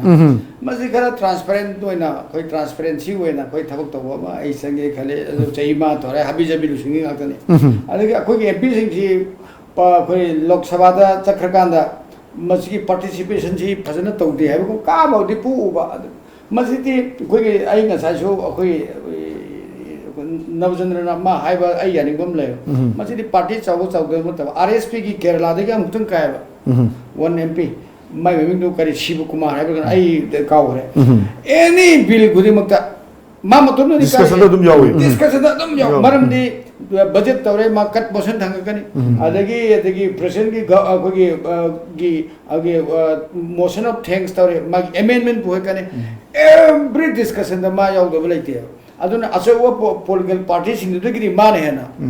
phajana koi Rajendran na ro ma window kanum haibni yam jogon bodo yam adumai to aduna masi ai motadi mi dugi makhar yam mi duna phajana participate preparation am sange da koi Manipur sake jidi tawro haraga phamna da leraga da hippo zata gre madu hoening di koi gi pawmi le ajikana no yengse haibiyo Imphal iske to ama jaga sing da maru ina koi lamlai koi assembly constituency gi hoina usik lai ba phigam amasung Khedigaon gi 4/9 4/10 amasung 4/6 hari pa polling station ahum asida nyang na karana vote thara bagi amasung lamlai constituency gi anung da to ba assembly segment gi manuk sana lai polling station sing asida patokram na nyang na vote thadna bagi hari matang da koi report amatang ana tanzage adagi matunga tonga nation unabagi ko tong sabadu lawsage ahad makta hari ba kendra ni sida le ba miyamna batokonna koi technical problem le dana koi na tawre amuk naw malak sage makha dana aduni ngasai type ki bedo kamai to na karamba ngasai haji bi ba ga na so koi gi mai local area development fund si chahi manga sida phangdoi si online da mu la koi gi da kumar si Nabukuma haibiyo Nabukuma tabra line si network si kadang nuai taba adana saida adana bagi kari mo lei maru ina haiduni khoi thadari ba tahi manga sidai da phangadori ba si lakh kumanga ni che mi actually crore kumanga ni adu si masang thokpa posi mangi hoi panelist ani se zo khoi nei nagre amat to ba u da bagi mami ta ba saida kari to hanin ba lei ꯑꯩꯉꯣꯟꯗ ꯐꯥꯎꯖꯕ ꯍꯥꯏꯕ ꯇꯥꯔꯒꯗꯤ ꯑꯩꯈꯣꯏꯅ ꯑꯩꯈꯣꯏꯒꯤ ꯃꯅꯤꯄꯨꯔꯗ ꯇꯣꯉꯥꯟꯕ train ꯑꯃ ꯂꯩ ꯚꯣꯠꯁꯦ ꯈꯔ ꯑꯩꯈꯣꯏꯒꯤ ꯆꯥꯎꯕ ꯍꯥꯏꯒꯗ꯭ꯔꯥ ꯈꯨꯗꯝ ꯑꯣꯏꯅ ꯂꯣꯛ ꯁꯚꯥꯒꯤ ꯚꯣꯠꯁꯤꯗꯩꯗ ꯑꯩꯈꯣꯏ ꯏꯟꯇꯔꯦꯁꯁꯤ ꯀꯌꯥ ꯑꯩꯈꯣꯏꯒꯤ ꯄ꯭ꯔꯖꯥꯁꯤꯗ ꯏꯔꯩ ꯂꯩꯇꯕꯗꯧ ꯇꯧꯕ ꯑꯦꯁꯦꯝꯕ꯭ꯂꯤꯒꯤ ꯇꯧꯔꯒꯅ ꯏꯟꯇꯔꯦꯁ ꯈꯔ ꯑꯃꯨꯛ ꯂꯩꯕ ꯑꯦꯁꯦꯝꯕ꯭ꯂꯤꯁꯤꯗꯒꯤ ꯑꯃꯨꯛꯁꯨ ꯑꯃꯨꯛ ꯄꯤꯛꯊꯔꯛꯏꯒꯤ ꯃꯇꯤꯛ ꯚꯣꯠꯁꯦ ꯑꯃꯨꯛ ꯀꯥ ꯍꯦꯟꯅ ꯑꯩꯈꯣꯏꯒꯤ ꯀꯔꯤ ꯍꯥꯏꯇꯥꯔꯦ ꯊꯋꯥꯏ ꯌꯥꯎꯁꯟꯕ ꯍꯛꯆꯟꯅ ꯆꯦꯟꯕ ꯍꯛꯆꯟꯅ ꯇꯧꯕꯒꯤ ꯀꯩꯅꯣꯁꯤ ꯑꯗꯨꯃꯥꯏꯅ ꯍꯦꯛ ꯎꯖꯩ ꯑꯗꯨꯃꯛꯄꯨ ꯑꯩꯈꯣꯏꯅ ꯆꯠꯊꯔꯛꯏꯕ ꯇ꯭ꯔꯦꯟꯁꯤꯒ ꯑꯗꯨꯒ ꯇꯧꯒꯗꯕ ꯑꯣꯏꯒꯗꯕ ꯄꯣꯠꯇꯨꯒꯗꯤ ꯇꯥꯏꯌꯣꯟꯅꯕ꯭ꯔꯅ ꯈꯟꯖꯕ ꯍꯥꯏꯕꯗꯤ ꯑꯩꯈꯣꯏꯒꯤ ꯂꯣꯀꯦꯜ ꯁꯦꯜꯐ ꯒꯣꯔꯃꯦꯟꯠꯀꯤꯗ ꯑꯩꯈꯣꯏꯒꯤ ꯀꯥꯗꯣꯏ ꯃꯤꯁꯦ ꯑꯃ ꯑꯣꯏꯔꯁꯨ ꯂꯩꯀꯥꯏꯗꯨꯗꯩꯅꯦꯕ ꯑꯃ ꯑꯣꯏꯔꯁꯨ ꯃꯥꯒꯤ ꯂꯩꯔꯤꯕ ꯀꯥꯎꯟꯁꯤꯜꯒꯤ ꯋꯥꯔꯗꯇꯨꯗꯩꯅꯦꯕ ꯑꯇꯣꯞꯄꯗꯒꯤ ꯂꯥꯛꯑ ꯀꯥꯒꯗꯕ ꯅꯠꯇꯦ ꯑꯗꯨꯅ ꯑꯅꯤꯗꯨꯒꯤ ꯃꯅꯨꯡꯗꯒꯤ ꯑꯃ ꯅꯠꯇ꯭ꯔꯒ ꯑꯍꯨꯝꯗꯨꯒꯤ ꯃꯅꯨꯡꯗꯒꯤ ꯅꯠꯇ꯭ꯔꯒ ꯂꯦꯞꯄꯤꯁꯤꯡꯗꯒꯤ ꯑꯃ ꯅꯠꯇ꯭ꯔꯒ ꯑꯃ ꯑꯗꯨꯝ ꯀꯥꯖꯒꯗꯧꯕ ꯄꯣꯠꯅꯤ ꯃꯅꯨꯡꯗ ꯑꯗꯨꯝ ꯂꯩꯖꯒꯗꯧꯕ ꯄꯣꯠꯅꯦꯕ ꯑꯗꯣ ꯍꯧꯖꯤꯛ ꯑꯩꯈꯣꯏꯅ ꯗꯦꯜꯂꯤꯒꯤ ꯊꯦꯡꯅꯔꯤꯕ ꯍꯧꯖꯤꯛꯀꯤ ꯄꯥꯔꯂꯤꯌꯥꯃꯦꯟꯠꯒꯤ ꯚꯣꯠꯁꯤꯗꯤ ꯃꯅꯤꯄꯨꯔꯗꯒꯤ ꯁꯤꯠꯁꯤ ꯑꯥꯗ ꯗꯤꯜꯂꯤ ꯆꯠꯈꯤꯗꯧꯔꯤꯅꯦꯕ ꯈ꯭ꯋꯥꯏꯗꯒꯤ ꯃꯔꯨꯑꯣꯏꯕ ꯚꯣꯠꯅꯦꯕ ꯁꯤꯒꯤ ꯚꯣꯠꯁꯦ ꯑꯗꯨꯕꯨ ꯈ꯭ꯋꯥꯏꯗꯒꯤ ꯃꯔꯨꯑꯣꯏꯕ ꯚꯣꯠꯁꯦ ꯑꯩꯈꯣꯏꯅ ꯌꯥꯝꯅ ꯀꯣꯝꯅ ꯂꯧꯅꯕꯁꯦ ꯁꯤꯁꯤꯃ ꯁꯨꯃꯥꯏꯅ ꯑꯩꯅ ꯑꯔꯥꯟꯕ ꯕꯤꯁꯅꯨꯄꯨꯔ ꯀꯣꯔꯦꯁꯄꯣꯟꯗꯦꯟꯠ ꯃꯥꯜꯂꯤ ꯍꯥꯏꯖꯒꯦ ꯍꯥꯏꯕꯤꯌꯨ ꯍꯧꯖꯤꯛ ꯍꯧꯖꯤꯛ ꯑꯩꯅ ꯂꯩꯖꯔꯤꯕ ꯃꯐꯝ ꯑꯁꯤ ꯊꯧꯕꯥꯜꯒꯤ ꯆꯧꯔꯩꯃ ꯍꯥꯏ ꯁ꯭ꯀꯨꯜ ꯒ꯭ꯔꯥꯎꯟꯗ ꯑꯩꯈꯣꯏ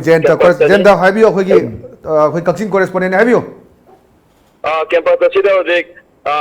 ꯅꯨꯄꯤ ꯄꯨꯂꯤꯁ ꯅꯨꯄꯤ ꯄꯣꯂꯤꯡ ꯁ꯭ꯇꯦꯁꯟ ꯑꯅꯤ ꯌꯥꯎꯅ ꯃꯣꯗꯦꯜ ꯄꯣꯂꯤꯡ ꯁ꯭ꯇꯦꯁꯟ ꯑꯃ ꯍꯥꯡꯉ ꯂꯩ ꯃꯐꯝ ꯑꯁꯤꯗ ꯑꯩ ꯂꯩꯖꯩꯕꯁꯤ ꯊꯧꯕꯥꯜ ꯑꯃꯁꯨꯡ ꯋꯥꯡꯈꯦꯝ ꯀꯦꯟꯗ꯭ꯔꯒꯤ ꯑꯣꯏꯅ ꯍꯧꯖꯤꯛ ꯐꯥꯎꯕꯗ ꯑꯌꯨꯛꯇ ꯚꯣꯠ ꯊꯥꯗꯕ ꯍꯧꯔꯝꯗꯥꯏꯗ ꯏꯚꯤꯑꯦꯝ ꯃꯦꯆꯤꯟ ꯌꯥꯗꯕꯒꯤ ꯄꯨꯡ ꯈꯔ ꯊꯦꯡꯊꯕꯒꯤ ꯊꯧꯗꯣꯛ ꯉꯥꯏꯊꯣꯛ ꯉꯥꯏꯁꯤꯟ ꯇꯧꯕꯒꯤ ꯊꯦꯡꯊꯅ ꯍꯧꯕꯒꯤ ꯊꯧꯗꯣꯛ ꯈꯔ ꯊꯣꯛꯈꯤꯕ ꯑꯃꯗꯤ ꯀꯪꯒ꯭ꯔꯦꯁꯀꯤ MLA ꯑꯃꯅ ꯄꯣꯂꯤꯡ ꯁ꯭ꯇꯦꯁꯟ ꯑꯃꯗ ꯆꯪꯅꯕ ꯍꯣꯠꯅꯔꯨꯕꯗ BJPꯒꯤ ꯁꯧ ꯄꯨꯕꯅꯤ ꯍꯥꯏꯕ ꯃꯤꯑꯣꯏ ꯑꯃꯅ ꯀꯦꯃꯦꯔꯥ ꯀꯥꯞꯄꯦ ꯍꯥꯏꯕꯒꯤ ꯋꯥꯍꯧꯗ ꯈꯠꯅꯕ ꯈꯔ ꯊꯣꯛꯈꯤꯕ ꯅꯠꯇꯅ ꯍꯧꯖꯤꯛꯐꯥꯎꯗꯤ ꯃꯐꯝ ꯑꯁꯤꯗ ꯊꯣꯛꯍꯟꯅꯤꯡꯗꯕ ꯊꯧꯗꯣꯛꯁꯤꯡ ꯊꯣꯛꯄꯒꯤ ꯄꯥꯎ ꯐꯪꯗ꯭ꯔꯤ ꯃꯌꯥꯝꯅ ꯁꯥꯟꯇꯤ ꯑꯣꯏꯅ ꯚꯣꯠ ꯊꯥꯗꯅꯔꯤ ꯍꯧꯖꯤꯛꯐꯥꯎꯒꯤ ꯑꯣꯏꯅ ꯃꯔꯨꯑꯣꯏꯅ ꯑꯩꯈꯣꯏꯒꯤ ꯖꯦꯟꯇ ꯃꯗꯥꯏꯗꯨꯗ ꯑꯩꯈꯣꯏꯒꯤ ꯀꯦꯝ ꯁꯥꯟꯅꯕ ꯍꯥꯏꯇꯥꯔꯦ ꯇꯣꯉꯥꯟꯕ ꯄꯣꯂꯤꯇꯤꯀꯦꯜ ꯄꯥꯔꯇꯤꯁꯤꯡꯒꯤ ꯑꯗꯨꯒ ꯏꯟꯗꯤꯄꯦꯟꯗꯦꯟꯠꯒꯤ ꯂꯩꯔꯤꯕꯁꯤꯡ ꯑꯗꯨ ꯀꯃꯥꯏꯅ ꯎꯕ ꯐꯪꯉꯤ ꯑꯩꯈꯣꯏꯒꯤ ꯅꯥꯒꯤ ꯑꯦꯁꯦꯝꯕ꯭ꯂꯤ ꯀꯣꯟꯁꯇꯤꯇ꯭ꯌꯨꯟꯁꯤ ꯑꯅꯤꯗꯨꯗ ꯊꯧꯕꯥꯜꯒ ꯋꯥꯡꯈꯦꯝꯒꯗ ꯀꯃꯥꯏꯅ ꯎꯕ ꯐꯪꯉꯤ ꯊꯧꯕꯥꯜ ꯃꯐꯝ ꯑꯅꯤꯁꯤꯗ ꯍꯧꯖꯤꯛ ꯑꯌꯥꯝꯕꯅ ꯀꯪꯒ꯭ꯔꯦꯁꯀꯤꯁꯨ ꯑꯗꯨꯝ ꯃꯤ ꯐꯖꯅ ꯊꯣꯛꯏ BJPꯒꯤꯁꯨ ꯐꯖꯅ ꯊꯣꯛꯏ CPIꯒꯤꯁꯦ ꯑꯗꯨꯝ ꯃꯇꯤꯛ ꯆꯥꯅ ꯊꯣꯛꯏ CPIꯒꯤ ꯍꯧꯖꯤꯛ ꯀꯦꯟꯗꯤꯗꯦꯠ ꯑꯃ ꯍꯧꯖꯤꯛ ꯊꯧꯕꯥꯜꯗ ꯂꯥꯛꯑꯒ ꯂꯥꯛꯑꯒ ꯑꯩꯈꯣꯏꯒꯤ ꯄꯣꯂꯤꯡ ꯁ꯭ꯇꯦꯁꯟ ꯃꯆꯥ ꯃꯆꯥ ꯍꯥꯡꯉꯒ ꯂꯩꯕꯁꯤꯡꯗꯨꯗ ꯆꯪꯉꯒ ꯍꯧꯖꯤꯛ ꯃꯥꯅ ꯚꯣꯠꯁꯤ ꯀꯥꯒꯅꯤ ꯍꯥꯏꯕꯒꯤ ꯊꯥꯖꯕ ꯑꯩꯈꯣꯏꯅ ꯏꯟꯇꯔꯚ꯭ꯌꯨ ꯂꯧꯕꯗ ꯐꯪꯖꯔꯦ ꯍꯧꯖꯤꯛ ꯃꯌꯥꯝꯅ ꯑꯗꯨꯝ ꯑꯉꯝꯕꯤ ꯊꯥꯛꯇ ꯃꯥꯒꯤ ꯚꯣꯠ ꯊꯥꯗꯅꯔꯤ ꯍꯧꯖꯤꯛꯐꯥꯎꯒꯤ ꯑꯣꯏꯅ independent candidate ꯂꯩꯔꯤꯕꯁꯤꯡꯗꯨꯒꯤ ꯃꯃꯤꯗꯤ ꯀꯩ ꯇꯥꯕ ꯐꯪꯉꯤ independent ꯃꯔꯤ ꯃꯉꯥꯅ ꯊꯣꯛꯏꯕꯅꯤ ꯃꯣꯏꯒꯤ ꯑꯣꯏꯕ ꯃꯃꯤ ꯇꯥꯕ ꯎꯐꯪꯕ꯭ꯔꯥ ꯀꯃꯥꯏꯅ ꯇꯧꯏ ꯖꯦꯟꯇ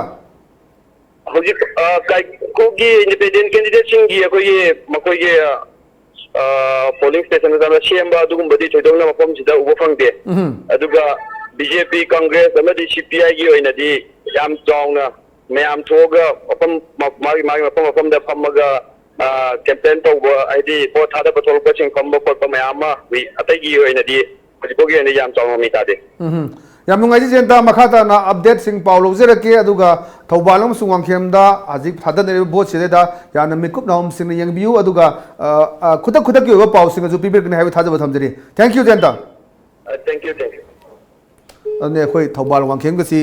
ꯈꯔ ꯏꯔꯥꯡ ꯂꯩꯕ ꯑꯩꯈꯣꯏ ꯀꯣꯡꯒ꯭ꯔꯦꯁꯀꯤ MLA ꯃꯥꯅꯁꯨ ꯃꯤꯡ ꯄꯜꯂꯛꯇ꯭रे ꯀꯅꯥꯅꯣ ꯑꯗꯨ ꯑꯩꯈꯣꯏꯒꯤ BJPꯅ ꯐꯣꯇꯣ ꯅꯝꯃꯤ ꯍꯥꯏꯕ ꯈꯔ ꯎꯪꯈꯠꯅꯕ ꯈꯔ ꯊꯣꯛꯄ ꯑꯗꯨꯝ ꯂꯩ ꯑꯗꯨ खरा तुम थोकनी इलेक्शन से तुम खरा तुम कोई थोन इंद्र कसु खरा थोन बे अदो केंद्र ना MLA कोई MLA ना माइक केंद्र मा अदम संगम गनी उदाना बथम बिम साइ थम बिम सागी अदुना सागी अखोइ से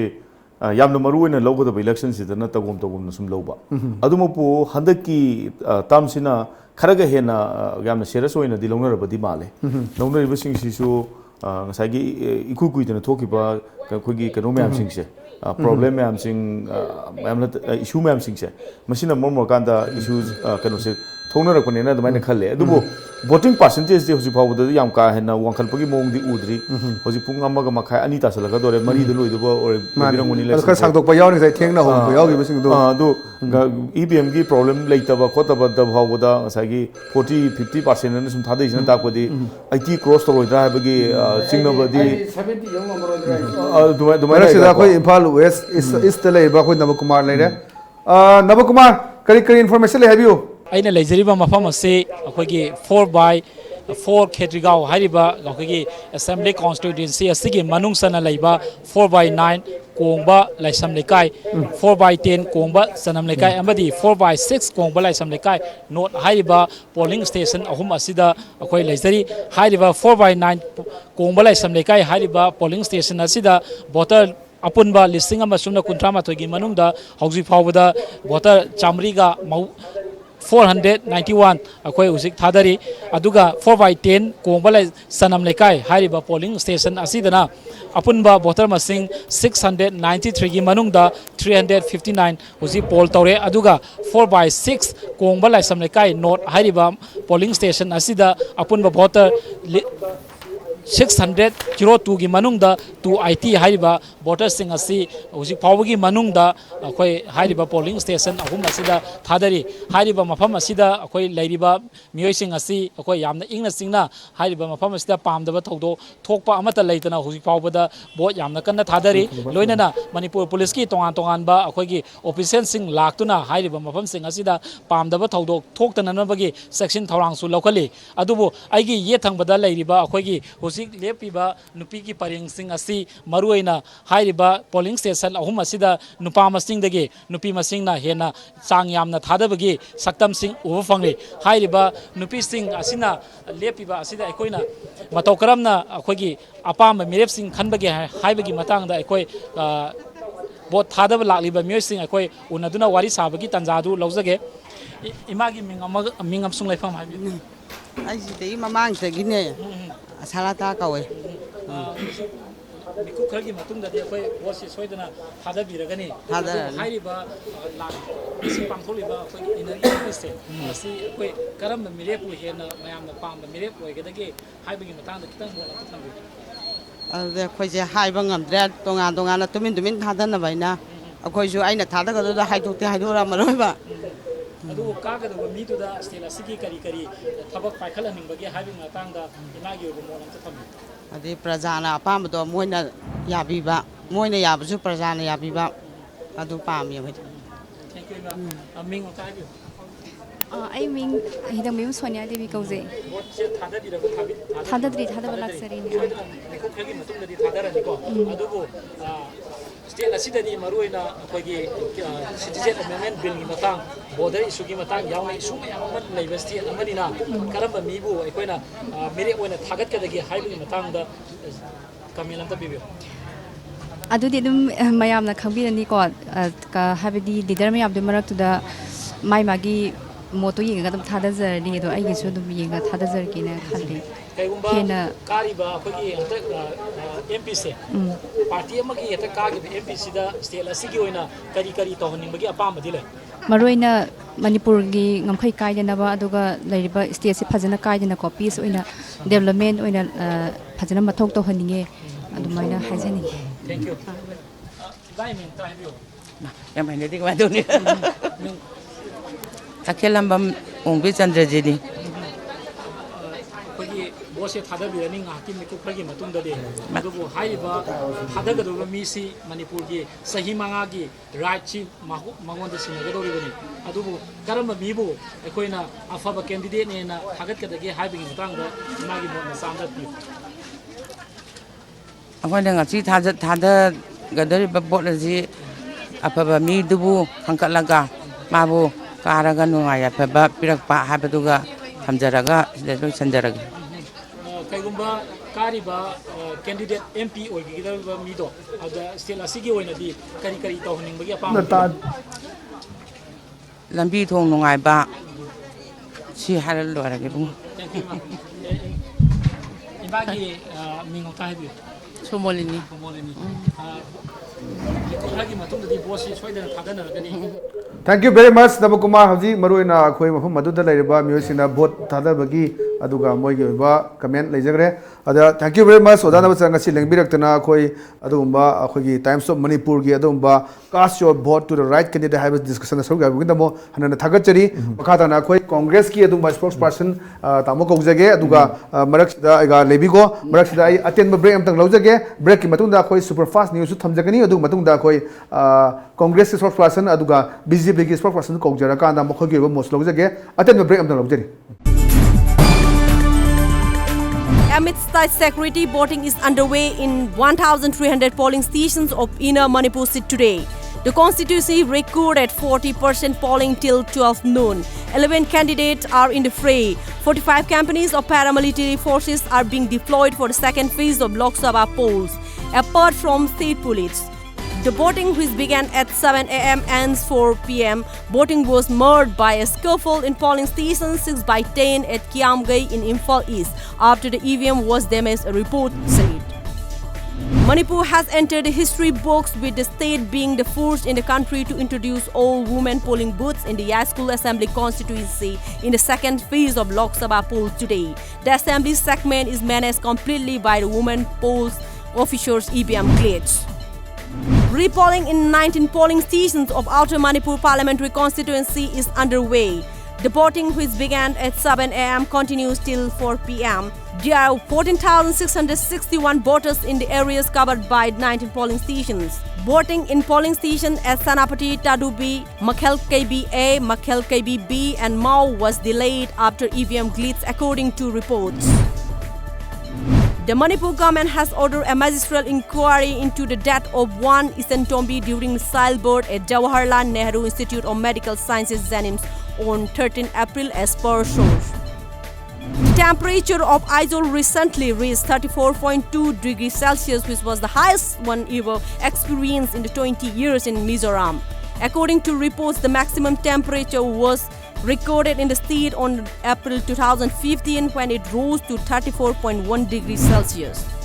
Assam recorded a poll percentage of 11.61% till 9 a.m. in the 5 constituencies that went for voting in the second phase of parliamentary election on Thursday.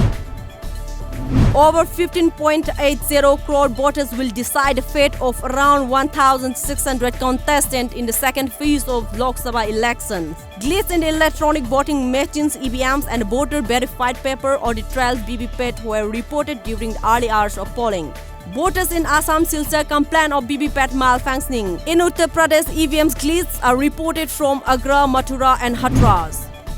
The Election Commission of India (ECI) has suspended a high-ranking poll observer deputed in Odisha on charge of dereliction of duty with regard to SPG protesters in the reference to Prime Minister Narendra Modi. 2 Naxals allegedly involved in the killing of BJP MLA and 4 personnel security were killed in the gun battle with security forces near the forested terrain of Jawali Karka in conflict-ridden Dantewada district, South Chhattisgarh on Thursday morning. Peru's former president Alan Garcia died in the hospital in Lama on Wednesday after shooting himself as police arrived at his house to arrest him in connection with a bribery probe. Authorities said on Wednesday. Garcia, who had repeatedly denied wrongdoing, was 69.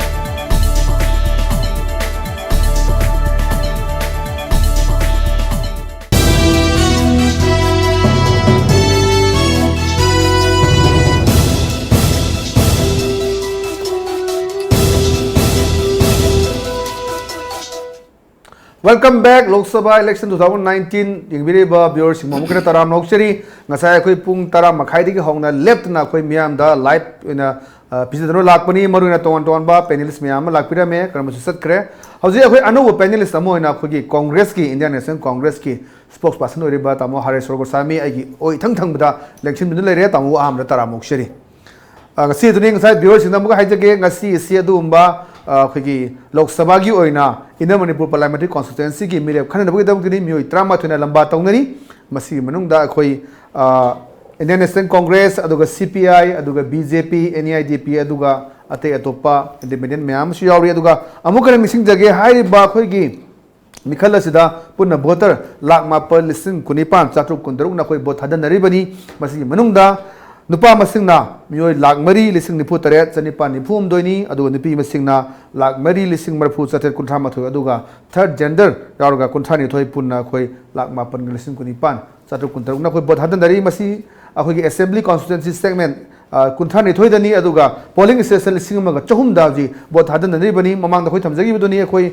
kyam gei muslim gi da khoi kerau kendra gi da evm chinda khoi akai tu thokpa aduga even na khoi gi security force na nomai ka bagi paw lehi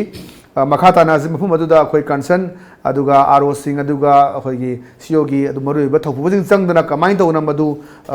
waroi senam pura akanda bot hadana bagi khoi gi thorom kana chathari adu makata na khoi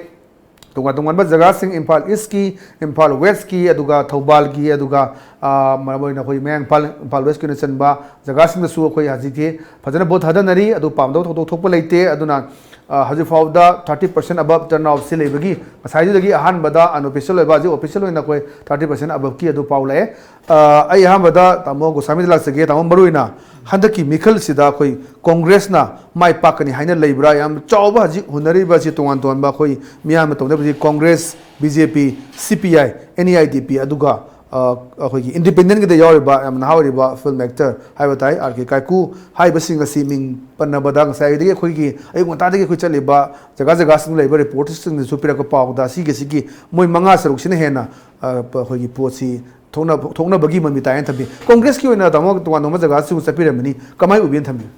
handaki lok sabha ki mikhal se yam top makhal ki mikhal amani haina I thamjaningi mamangda lok sabha ki mikhal da अखोगी manifesto से काहेन नैना बागी mummy तागिदबा हाइतारेको दो हंदक्ति manifesto दा करी यावरी कैदौरी गैसी अखोगी channel सिंगदा electronic अमसुंग print media न सिंगबदा याम कन्ना थवा यौंग नैनाबा मियामनसु यामना मसिदा यामना खंगनिंगना लांगतकना लैबा दुगुंबा इलेक्शन अमनी हाइदना I थमजगे मरमंदुना हंदक्की इलेक्शन से नॉट ओनली कैंडिडेट खकी नतगा अदु खकी नतबदा पार्टी में पॉलिटिकल पार्टी में माई प्रिंसिपल कईनो माई इजम कईनो हाइबना चिंबगा सी हंदक्ती नैनबा दुगुंबा इलेक्शन अमनी सिगी पोट मयाम सी येमुरकांदा मणिपुर की ओइना हंदक लैकिबा सी मैनिफेस्टो की वाफम से लाकान याम अचौबा इशू अमो ओइना लैकि पोची बीजेपी की मैनिफेस्टो दना कैप से चनहनी हाइबा अदुगा अखोगी कांग्रेस की मैनिफेस्टो द मसी चनहलोय हाइबगी पोट से मसी की पोट से अचौबा अदुगुंबा इंपैक्ट अमा मसी हंदक की इलेक्शन जिदा तारकनी हाइबसे I चावना मदु थाजै अतै फैक्टर मयाम मागी सेकुलर ओइदी अदुदा मयाम ने खंगनरबा अमसुंग नैनरबा ngakतनी मदुमदा चंगखनदबिदा ngasai laiba pot sida yengurkanda handakisi cap ki issue ga si leibasina maram moirakanda congress party na soidana yamna chauna mai pakani hebase ai achet pa thajabani cb gi hala kan congress ki na su manifesto la khoi as low asylum si wafum su am chauna khoi bjp ki site ki ju phongdok ko lege swai sidi kari mo le na low asylum hebase huji cap ki matang sida leibasina Lok Sabha da pass torga puthoga table torga pass torga neba Rajya Sabha da su ngamoi ngamodi adu ada watuga Rajya Sabha da su February ki tang taramathoi bhoda अखोई की लेरिबा फिबम मणिपुर की ओइबा close मा सेमदोकनी हपसन नि गा हाइबा pot मयाम से सेमदोकतना 12 अमसुंग 13 दा लाखोई की राज्य सभा की business list हाख्रबने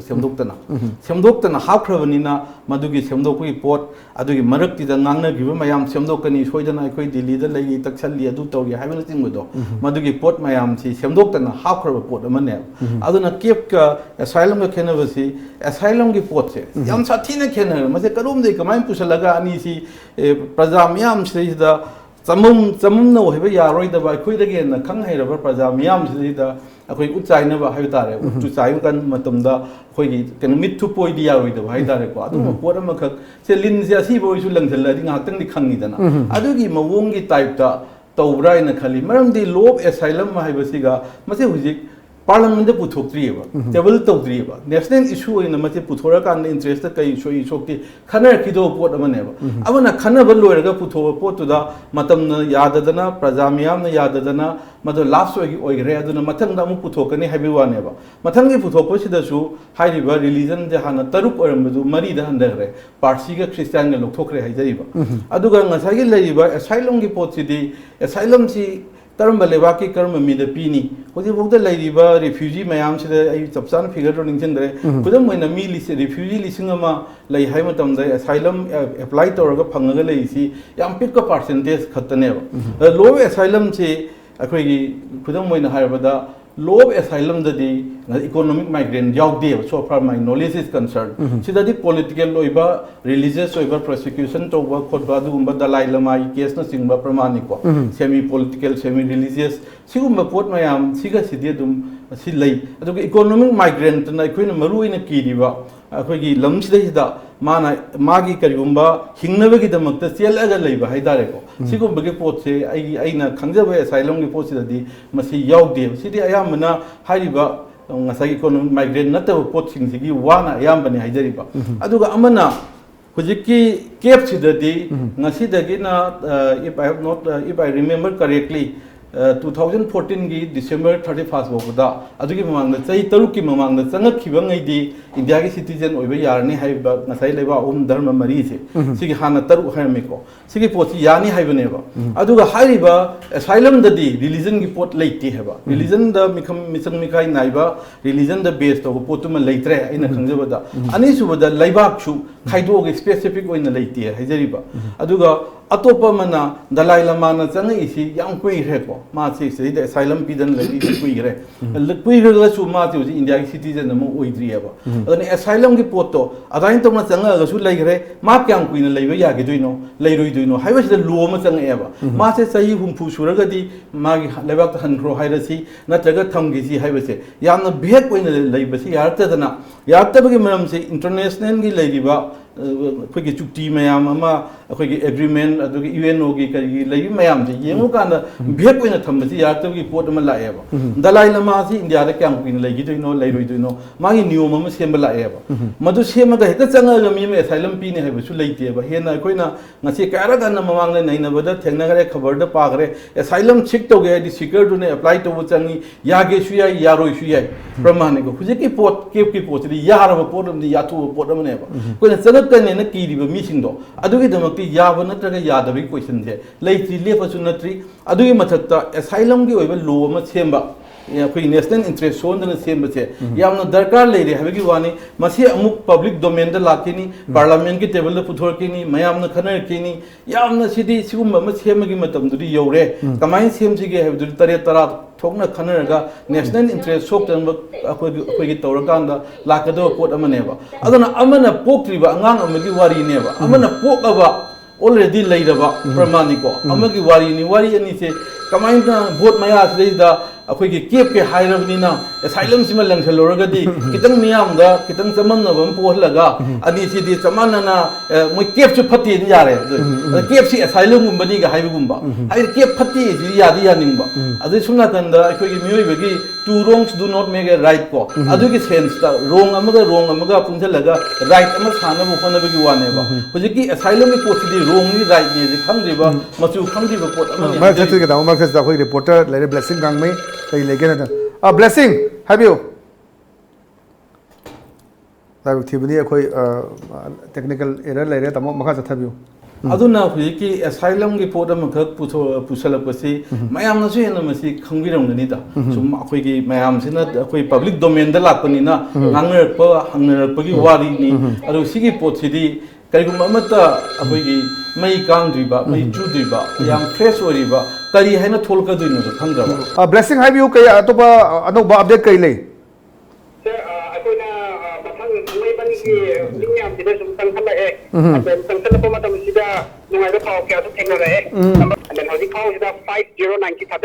with a percentage of 58.5% in there. Yamna fadana thadare adubu yamna anga pharmacy sigi polling booth sida no CC camera ri yaramde adubu moina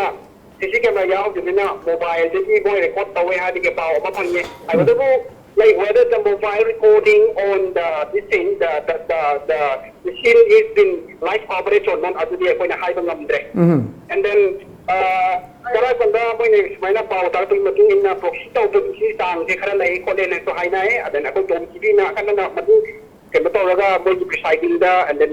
polling agents myam da hang ba di adugumba paw lai ke khole haina moina adumaina di ako da reply tira e and then ani shobasina hona KM college ki arts and commerce ki section da sang polling number 9/11 and model polling which is manned by women security personnel and women presiding polling personnel. This is why sang matam sida bochi thadabiki sang so as of now 55% da adumaina thadare. But on the other hand, most the women polling station da na model polling station yam sida akoi ECI ki and then chief electoral officer ki matungin na moi advice matungin na 3 or 4 kay hani anganwadi staff from social welfare has to be provided in order to assist the PWD and senior citizens but we came to know that none of the so-called assistants for PWD from social welfare anganwadi were not present as when we have conducted the press tour at the minor thing and then anisho so 9/18 sisi thangna like medium college ni sina thadabiki jangki 50% of the thadare adu also sida so ona thingna pagi matungin na none of the women assistants for PWD which is supposed to be present from social welfare section adu so kanamta sida so akoi na thingna tre da akoi na hangne mo si presiding officer da hangma matam sida so moi na hara pasi adu gumba report se yaura se ha ba si mongon report so lakte moi lakba ba hai ba se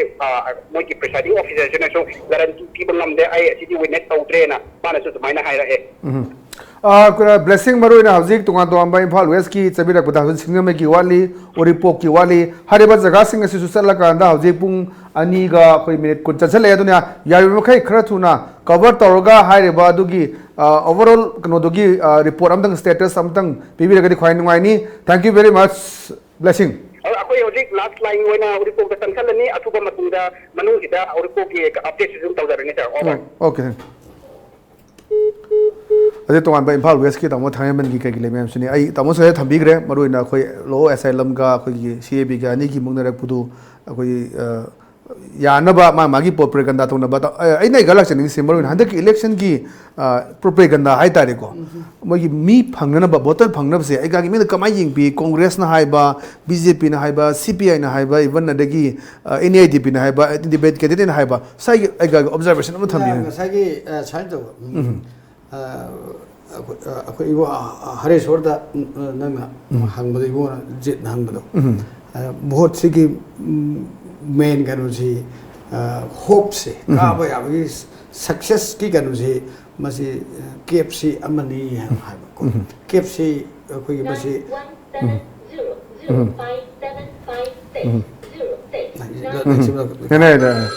doctor romaine करी करी ले Bishnupur district की update करी ले romaine दा हाइबियो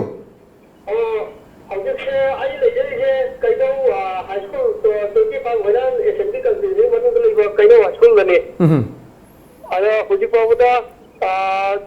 25/20 polling station da apunba laibase nupa da 446 ne aduga nupina 495 ne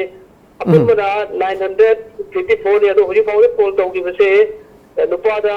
254 poll tawre nupina 265 poll tawre apunba da 519 poll tawre aduga 25/20 dana अपुन लेबसे नुपा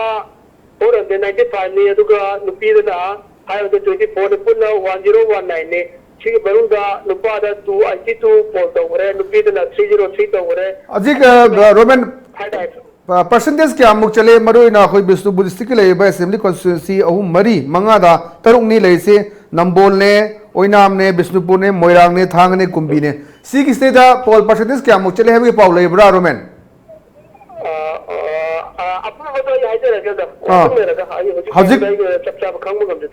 हजिक यारिंगे हरिबा कनोसिंग सी cover तोबिरा कांदा मोगी बा दुगा मागी अखोगी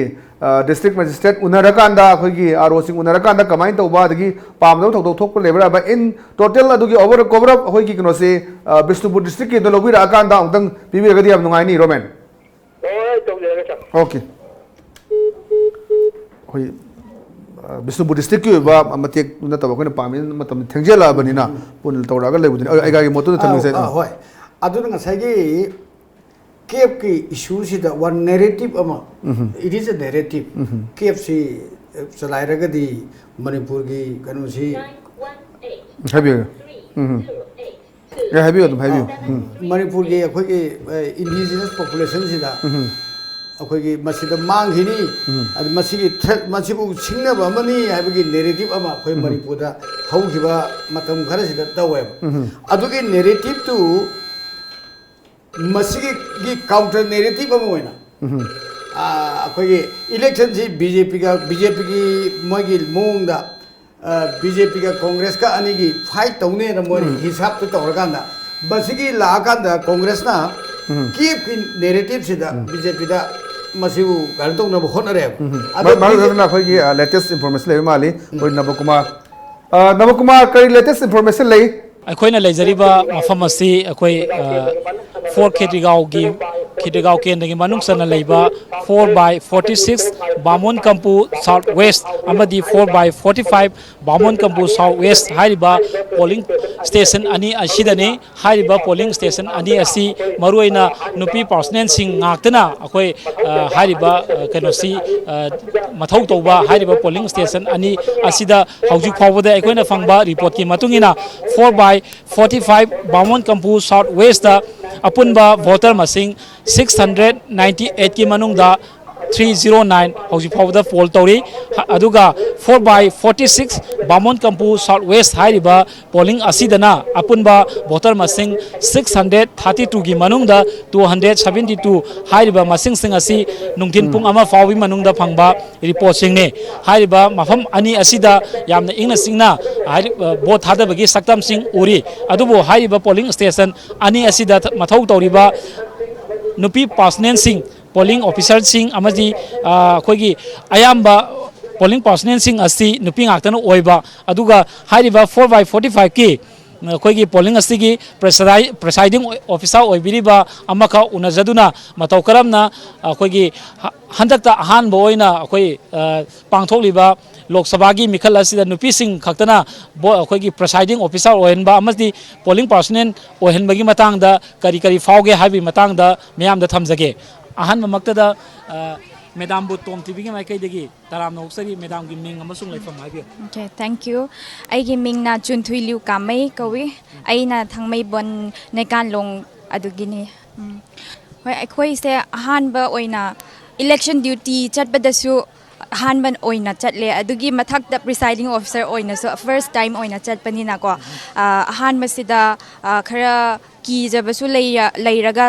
कनो अहानबदा थोकपदा ऑर्डर थोकपदा माइना तौगद्राना खन्ना लेबने अदु ओइरसु फजना अखोइबु ट्रेनिंग फजना पीबगी मतुंग इन्ना अखोइसे स्मूथली ओइना होजिक फावबि चथरी अखोइगी ऑल वुमेन पोलिंग स्टेशन होजिकी कनो असेंबली कॉन्स्टिट्यूएंसी सिदा याम खाइदोकना लेबसिदा अखोइगी स्कूल सिदासु स्टेशन अनि ओइना खाइदोकपसिदा अखोइना अमा ओइना याउजबने अदु होजिक फाव बिदी smooth ओइना चथरी इसाजी Ahaan बोइना presiding officer ओइबनिना मसिदा election की प्रोसीड्यूर कंडक्ट तौब मतमदा ख्वाइदगी खुदोंग साबा नत्रगा खुदोंग चादबा नुंगाइतबा करी करी फेस थेंग बिबगे फर्स्ट अखोइना सिदा लाकपसिदा प्रोसीड्यूर बुदी अखोइबु फजना ताकतुना ट्रेनिंग मतमदगी फजना ताकतुना लाकपनिना कैसु थोइदोकनसु केनो थोइदोकपा इनकन्वीनियंस हाइबसे थोइदोकना ओइदे अदु वर्षो अहानबा अखोइसे लाकपसिदा अयुक्ता मेशिनदा खरा एरर खरा थोकपा अदु कनेक्शन गे खरा एरर थोकपदा मोकपोल से मतम चाना हौबा ngamdaba अदुदा खरा पाखचबसु अमा लेखरे अदु करिगिनो हारगा वोटर सिंगदी मतम चाना लाकपसिदा मोइसो खरा मतम चाना हौदबजुदा करिगिरा हैना खंगदबनिना मोइसो खरा नुंगाइतबा फोंदोकचरए अदु ओरसो थैंक यू वेरी मच नवकुमार मरु ना खोई निपी पोलिंग पर्सनल सिंगना लेबा जगह सिंगदा खोई मोइगी करी अवाबा थेंगनाबा अदुगा यामना मरिक चुवा पाउ तमिबगदम अदुगा आइना जि लासेनिंग से दमो सा हाबिबदो हजिक सिदा प्रोपेगेंडा सि याम तौनाबा हाइबदी इलेक्शन जे वोट फंगनाबा पीपल सिंग सि दम हंदक के सिंग साइ अमुक जो खनगिबदोनी मी सिंग लोइना म ज्ञान ताब हंदक के दुगा पार्टिसिपेशन से दम खरा वांगबगी मोंग मालेदना कमाइनी Young be हजि Laiba अदुने अखोगी मरोइना अखोगी HLS hill le rabon gi khoido rabon ji khoido da panni di si khoido ada congress na BJP ki election manifesto da KF ki citizens amendment bill yi wa yor pose masi rabon gi khoido ne congress na lawe aduna khoido se tamma ka kapak pune si ada choda madu gi ngang na counter narrative of BJP na no asylum gi ama asylum international norms the asylum p ni hairagadi haibe counter narrative um pudhor pune ka moina haire even akoi sade akoi one particular community secularism gi wada haraga community ni yaudre even rohingya muslim jing ki international norms lagta de se manipur da rohingya muslim phaba leiba myam le si wa da citizenship si p gi bhab la kadore si ki narrative am counter narrative am BJP p narrative is fighting will continue election de Ikti pung ani makai tak ne pung makai da loy ne ai adun sekum seba ada fuji narrative ane sigi larai si deba it will continue BJP ju mogi own counter narrative am sem gre de ganungi si congress ta this will continue lai wa pham de si handaki election jara maro ina BJP na congress ni mogi main fight chen lawe adagi woibo de amani ko adagi congress na mogi main fight chen BJP lawe BJP ka congress ka ani gi lan all other issues adu ngasai NEIDP gi labkanda akoi di national akoi di regional party ni harga ai nai do regional party with a national outlook ai do ma iro lo da north east aibam yauri ba bharat gi togan to ge haibe sunatri adu regional party with a national outlook lakba adu on other hand akoi gi congress ki candidate to ma hai do all kanu gi akoi gi local issues da armed forces special power act thokani haibagumba adagi special category state manipur da hanjangani all these are the state issues ne adu national party jingina state ki issue da lakpa adugi propaganda ne election tamna voters are very wise adura moina kanana kaidoge dudi hoji pungama makhak ta ngaire adu hojikti election matam yam debating to hogi sumatam ri loire adu aine hojiksi khoi Harisor ibu egi nau si bani si khona kholo ne election si loigre laungna ba yaba loigre nan kanugi tang tra turki nungdang dagi kem pung mari campaign si loigre campaign to loigre voters in the all mai khange adu hojikti angka gi hot pase angka da hoji hot pe mtam Bishnupur district ta leiba voter la amga lising upumapan sida congress na kya congress candidate ke home polling ne kya amrit tongam dagi adagi imphal isi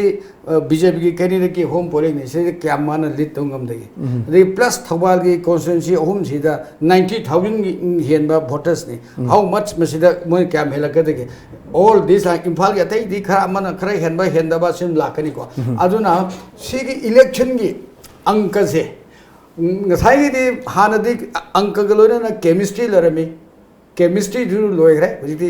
real anka da real koi arithmetic lakre ba arithmetic anka se da kana langna du laugre kana ne ka ga de se asigi polling ji loika poll percentage se ni minge koi national party ani sigi danger lai poll percentage se wangka kra di tongam ne yam ne minge akoi dark horse haitare ni akoi CPI gi narasi gi magi striking range magi di committed voters ne ma paisa na pi bana taba adai paisa se puthok pa change ba magi mu hona jaba committed voter lai ba kambu do madu helaka na hui ye ba kanda huji phawgi pung kya ler modi 30 35 kan to du de 60 below 60 makha ler ka de masi both nation party ani mukta danger lakane azmai na idi sibya wai ui tamola jage tamogo samida maru en haji kisdai haji se trama thok kusim da khut tek pade yawi se manga truk mena pana bai tare khang da bu yawi hana le pa yawi aduga nongna hana le pada hoji ton sana sharma adum yawi ko adu mamang laksini wang di haji te yam chawba haji myam khandare si congress ki ama leire BJP ama leire adagi khoi CPI leire aduga NEIDP leire aduga khoi kano se film actor kaiku si overall si tamoni jeng birakanda khoi ki congress ki oinadi kadai sidai stronghold orakanda posi success oini haibagi thajaba haji so far haji boga turnout puri 30 plus me ade leire so kamaina thambi strategy sigi strategy si hojik ngasi tholaiba thokdu wathok singse siga su khara mari dum leinani ngasai dagi akhoi gi tom TV gi da ꯂꯥꯛꯄꯤꯔꯤꯕꯁꯤꯡꯁꯤ ꯑꯩꯅ ꯇꯥꯕꯗ ꯋꯥꯠꯍꯧꯕꯅꯔꯥ ꯑꯩꯈꯣꯏ ꯌꯥꯝ ꯃꯔꯨꯑꯣꯏꯕ ꯀꯦꯟꯗ꯭ꯔ ꯍꯩꯉꯥꯡꯒꯨꯝꯕꯒꯤ coverage ꯑꯗꯨꯒ ꯑꯩꯈꯣꯏꯒꯤ ꯑꯟꯗ꯭ꯔꯣꯒꯤ coverage ꯑꯩꯈꯣꯏꯅ ꯇꯧꯍꯟꯖꯅꯤꯡꯕ ꯍꯥꯏꯇꯥꯔꯦꯀꯣ ꯁꯤꯒꯁꯤ ꯑꯩꯈꯣꯏ ꯌꯥꯝ ꯀꯩꯅꯣ ꯇꯧꯕꯅꯤ ꯁꯣꯏꯅ ꯇꯧꯕꯤꯔꯛꯀꯅꯦꯅ ꯈꯜꯂꯤ ꯍꯧꯖꯤꯛ ꯍꯧꯖꯤꯛꯐꯥꯎꯗ ꯉꯁꯥꯏꯒꯤ ꯄꯣꯜ ꯄꯥꯔꯠ ꯍꯪꯕꯤꯔꯤꯕ ꯄꯣꯠꯇꯨꯗꯤ ꯈꯤꯇꯪ ꯑꯩ ꯊꯩꯗꯣꯛꯆꯔꯒ ꯑꯗꯨꯗ ꯂꯥꯛꯆꯒꯦ ꯍꯧꯖꯤꯛ ꯍꯧꯖꯤꯛꯐꯥꯎꯗ ꯍꯩꯉꯥꯡꯗꯒ ꯊꯣꯛꯈꯤꯕ ꯊꯧꯗꯣꯛ ꯋꯥꯊꯣꯛꯁꯤ 20/26 ꯍꯩꯉꯥꯡ ꯍꯥꯏ ꯁ꯭ꯀꯨꯜꯁꯦ ꯁꯤꯗꯩꯗ ꯃꯁꯤ ꯑꯦꯂꯤꯒꯦꯁꯟ ꯑꯣꯏꯕꯗꯤ ꯌꯥꯏ ꯃꯌꯥꯝꯒꯤ ꯍꯤꯌꯔꯁꯤꯁꯨ ꯑꯣꯏꯕ ꯌꯥꯏ ꯑꯩꯈꯣꯏꯒꯤ ꯁꯦꯀ꯭ꯌꯨꯔꯤꯇꯤ ꯄꯥꯔꯁꯣꯅꯦꯜꯁꯤꯡꯅ ꯐꯥꯎꯕꯗ ꯑꯩꯈꯣꯏꯒꯤ ꯌꯨꯅꯤꯐꯣꯔꯝ ꯑꯩꯈꯣꯏꯒꯤ ꯂꯧꯊꯣꯛꯑꯒ ꯁꯦꯠꯂꯒ ꯁꯤꯚꯤꯜ ꯁꯦꯠꯂꯀꯥꯟꯗ ꯑꯩꯈꯣꯏꯒꯤ ꯃꯤꯁꯤꯡ INC ꯑꯃꯁꯨꯡ ꯑꯇꯩ ꯑꯇꯩ ꯃꯔꯨꯑꯣꯏꯅ ꯃꯣꯏꯅ ꯃꯦꯟ ꯀꯟꯇꯦꯟꯗꯔꯅꯦꯅ ꯈꯟꯕꯁꯤꯡꯁꯤꯒꯤ ꯏꯂꯦꯛꯁꯟ ꯑꯦꯖꯦꯟ ꯇꯥꯟꯊꯣꯛꯄꯒꯤ ꯑꯦꯂꯤꯒꯦꯁꯟ ꯃꯗꯨꯒꯤ ꯀꯝꯄ꯭ꯂꯦꯟꯅꯆꯤꯡꯕ ꯂꯩꯈ꯭ꯔꯦ ꯀꯝꯄ꯭ꯂꯦꯟꯗꯨ ꯄ꯭ꯔꯨꯞ ꯇꯧꯕ ꯑꯃ ꯆꯪꯉꯤ ꯄ꯭ꯔꯨꯞ ꯇꯧꯔꯀꯥꯟꯗ ꯃꯗꯨꯒꯤ ꯑꯆꯨꯝ ꯑꯔꯥꯟꯗꯨꯗꯤ ꯂꯩꯔꯝꯒꯅꯤ ꯂꯩꯕ ꯄꯣꯠꯄꯨ ꯍꯥꯏꯔꯤꯕ ꯇꯥꯟꯊꯣꯛꯄꯒꯤ ꯄꯣꯠꯇꯨꯃ ꯂꯩꯔꯦ ꯀꯃꯥꯏꯅ ꯇꯥꯟꯊꯣꯛꯈꯤꯅꯣ ꯀꯩꯗꯧꯔꯤꯅꯣ ꯍꯥꯏꯕꯅꯆꯤꯡꯕ ꯁꯤꯁꯨ ꯂꯩꯔꯤ ꯑꯗꯨꯒ 20/23 ꯂꯩꯔꯦꯟꯖꯥꯎ ꯒꯔꯜꯁ ꯍꯥꯏ ꯁ꯭ꯀꯨꯜꯁꯦ ꯍꯩꯉꯥꯡꯒꯤꯁꯦ ꯁꯤꯗꯩꯗ VVPAT ओपनली डिस्प्ले तो थंबा है ओपनली डिस्प्ले तो थंबा कनादा कई थादई सी मी उहनबा हाइबदी मधुगी पोटना चिंग लेरेको मसिना मधु उहनका सीक्रेट voting ओइदबगी अदुगी कइनोसु लेखरे अदुदगी मयाम खुद थोंगरक्तना खोनरक्तना खना चाइनबा थोक्तना कंप्लेन चिंबा सिदा लेखरे हाइजरिबा इसीगी पोटि लागा मथागी पोटु लाक्सगेबा द अंद्रोदा पोलिंग स्टेशन नंबर 7/35 दा अखोई पोलिंग एजेंट फमंदब पोलिंग एजेंट से तांथोप कमाइन फमंदगे से आई मिड मंग उराबनी को कैराउदा हेक मिड मंग उराबनी चलुबदा कमाइन फमंद कैराउदा अंद्रोदा सिना अंद्रोगी वारी नि पुरपसे अतोप जगा पुरपा अदुसु आई अदुम लाक्चगे अदु मसैदा खोइगी मी ममिंग सिंगबा कैन सिंगबा मयाम मोइ तांथोरपा मोइना दरगास थाबा खोपन सिंगबा मयाम हमसु लेखरे अंद्रोगी पोलिंग स्टेशन नंबर अदुगा 7/40 दसु को नोंपो केथेन मानबिगसे मसे सेम थिंग खोइ मरुइन INC की मोइना मेन कंटेंडर ने लो रिपोर्ट से सिगी पोलिंग एजेंट से फमंदबा हाइतारे फमंददना तांथोरको थोखरोगन तोबा अदुगी पोनसिंबसी अखोइगी मयाम लेखरे मरुइन इसामंगा चलुबा 7/39 दसुनी हाइबा पोसे अंद्रोगी अदुगा इसामंगा चलुबा कैराव AC की 6/6 से सिदा इपुंग अनि मुक लेयबा मसेदा क्यांगै मयाइ लेकै LP स्कूल सिदा कैदोगेन हाइकाना तौरी पोसे चिंगदगा तौय हाइनै दो चमानन तौय सामन उजरबनी अदुगा अखोइगी टीवी इलेक्ट्रॉनिक मीडिया की करी खरसु कवरेज अदुम तौरबनी कमाइन तौगे द माइ मोडस ऑपरेंडी से अखोइ मी सिदे दुम चंगनबा चंगनलकन माइ चे पिरोसी असुम लौबा अदु खुद मचु संगबसे अखोइ संगबसी अदुम संगबा संगकान यारे नंगी भोटो नंगी मुता अमना थादरे यारे अखोइ थादरगे यारेना थादब मसी मनुंग थोको थौदोंगे अइना थोंगिन मपानदगी येंगपनी अइ मनुंग चंग यादबनीना असिगी कंप्लेन से लापदगी अदाइन तौरगा मी सिंगसी तौरपा मी सिंगसी तौरगदी साखी लेब्रा अदाइन थोकमी दु लेब्रा इबसी अखोइ रिकॉर्डिंग लेरबनी स्वाइन चंगुबदा समाइन तौरे थादलक्त्रे अखोइ थादरगे यारेना अदुदगे करी उन तौगे अदुदा नतना पोलिंग एजेंट ओरिबु नुपासे कोइ INC की से मागी चीजे पिरोना चीजे मोइगी येंगे पिरोना मोइ मरक्तदगी मी से ग्रुप अमा सेमगा लेर जानेबा लौरकान चीजे पिरक्त्रा पिरक्त्रकान कदोगे चीजे अतोपन अमनो पायरगा INC नेना फम लेबा मारी तांथोरबा नंग IN नंग चे पाइत्रे नंग चलो अदु ममिंग मथादु चुमब्रा चुमदबरा हाइबन चिंगै इरिदना को मदुगी तौबगी खुदोंग चाबजे पीद्रबा प्रिसाइडिंग ऑफिसर दुसु माना मदु एप्रेंशन इंटिमिडेशन लेबदगिरा करीदगी नो लोइरेंद लोइरगा लोइरे हाइना खनबदगिरा करिनो मासु मदु कैनो तौद्रबा सी तौरपदगिदि कैदोगेदा अखोइसी अखोइगी कैनोसी कौ अखोइना चंगबा यादबनिना कैंडिडेट सि कौरे कैंडिडेट सि चंगा कांदा अखोइना वारी सि लीरे स्वाइन हाइन तौबनेना कैंडिडेट सिना मयाम सिना कनागी एजेंनो प्रिसाइडिंग ऑफिसर से आइडेंटिफाई तौबियो एजेंट सी अखोइ ग्याम मेलम ताद्रे तौनरिसी सीन अमना पाइबा अमना एजेंट ओइबना सिंगबा लेरे हाइबदा मयाम संगना मासे फुगे तौरे मनुंग सेदा पुलिस सिक्योरिटी संग यादना लाउना खोंगना मदुगी तौगिबगी मपानदि लहो वीडियो क्लिपिंग लोइ लेबा पोनी अदुना मार मसाबुना सु मसे कंप्लेन सु तौरे अदु लोइ लोइना कोइ मपान दसु अखोइगी इलेक्ट्रॉनिक मीडिया की लाखसिंग दसु मसे फजना ब्रीफिंग तौरे फुगे तौरे याद्रेबा यादना समाइन तौदना मी पुनमक से हाइरुरगा अखोइना कांग्रेस की एजेंट करी फमनदिनो मथन थोक्सगिन हाइबा मपानदगी यमददी मोय हाइसे अखोइ जगह से हिदा 6/6 क्याम के मयाइ लेकाइ LP स्कूल याम पीसफुल लोइरी लोइ के दोबि डिस्टर्ब तौ लाइनो हाइबा चिंददी अदुगा अखोइदा लाखबा कंप्लेन तौरिबा मी सिंदु उनर कांदना अखोइ भोट थादनद्रे नम्बर बोक्ति नमी नम्मा कांदा नोइ थोखरो यारे हाइदना थादुरपै पोसे सि लेसिगुम्बगी आइना थंगे रिगिंग तौबा सिगुम्बा ꯃꯌꯥꯝ intimidation ꯇꯧꯕꯁꯦ ꯁꯤ ꯌꯦꯡꯉꯨꯔꯀꯥꯟꯗ ꯃꯁꯤ ꯑꯟꯗ꯭ꯔꯣꯗ ꯊꯣꯛꯑꯦ ꯀꯩꯔꯥꯎꯗ ꯊꯣꯛꯑꯦ ꯍꯩꯉꯥꯡꯗ ꯊꯣꯛꯑꯦ ꯑꯇꯩ ꯖꯒꯥꯗꯁꯨ ꯑꯩꯈꯣꯏꯅ ꯈꯪꯗꯕ ꯑꯩꯈꯣꯏꯗ ꯂꯥꯛꯇꯕꯗ ꯊꯣꯛꯑꯝꯕ ꯌꯥꯎꯔꯝꯕ ꯂꯩꯕ ꯌꯥꯏꯀꯣ ꯑꯗꯣ ꯍꯧꯖꯤꯛꯐꯥꯎꯗ ꯑꯩꯅ ꯄꯨꯡ ꯑꯃ ꯑꯗꯥꯏꯐꯥꯎꯒꯤ ꯃꯅꯨꯡꯗ ꯐꯪꯕ ꯄꯥꯎꯗꯗꯤ ꯇꯁꯦꯡꯅ ꯊꯣꯛꯇꯅ ꯃꯁꯤ ꯑꯩꯈꯣꯏ ꯀꯩꯅꯣ ꯇꯧꯔꯕꯅꯤ ꯀꯝꯄ꯭ꯂꯦꯟ ꯇꯧꯔꯕꯅꯤ ꯑꯗꯨꯒ ꯁꯨꯃꯥꯏꯅ ꯁꯨꯝ ꯊꯣꯛꯂꯛꯄꯁꯦ ꯁꯤꯅ ꯃꯔꯝ ꯑꯣꯏꯗꯅ ꯅꯝꯐꯨ ꯁꯥꯐꯨꯗ ꯚꯣꯠ ꯃꯌꯥꯝꯁꯦ ꯊꯥꯗꯈꯤꯕ ꯑꯗꯣ ꯀꯔꯤꯒꯨꯝꯕꯗ ꯍꯥꯏꯔꯤꯕ ꯅꯝꯐꯨ ꯁꯥꯐꯨꯗ ꯊꯥꯗꯩꯌꯦꯅ ꯑꯩꯈꯣꯏꯅ ꯆꯤꯡꯅꯔꯕ ꯄ꯭ꯔꯨꯞ ꯂꯩꯔꯕ ꯄ꯭ꯔꯃꯥꯟ ꯂꯩꯔꯕ ꯋꯤꯠꯅꯦꯁ ꯂꯩꯔꯕ ꯄꯣꯠꯁꯦ ꯃꯁꯤꯗꯩꯗ ꯑꯩꯈꯣꯏꯅ ꯏꯂꯦꯛꯁꯟ ꯀꯃꯤꯁꯟꯗ ꯀꯩꯗ ꯗꯔꯒꯥꯁ ꯊꯥꯗꯅ ꯍꯧꯖꯤꯛ ꯊꯥꯕꯁꯨ ꯌꯥꯎꯈ꯭ꯔꯦ ꯊꯥꯕꯁꯤꯗ ꯃꯣꯏꯅ ꯔꯤꯄꯣꯜ ꯇꯧꯕꯤꯗ꯭ꯔꯒꯗꯤꯀꯣ ꯃꯁꯤꯒꯨꯝꯕ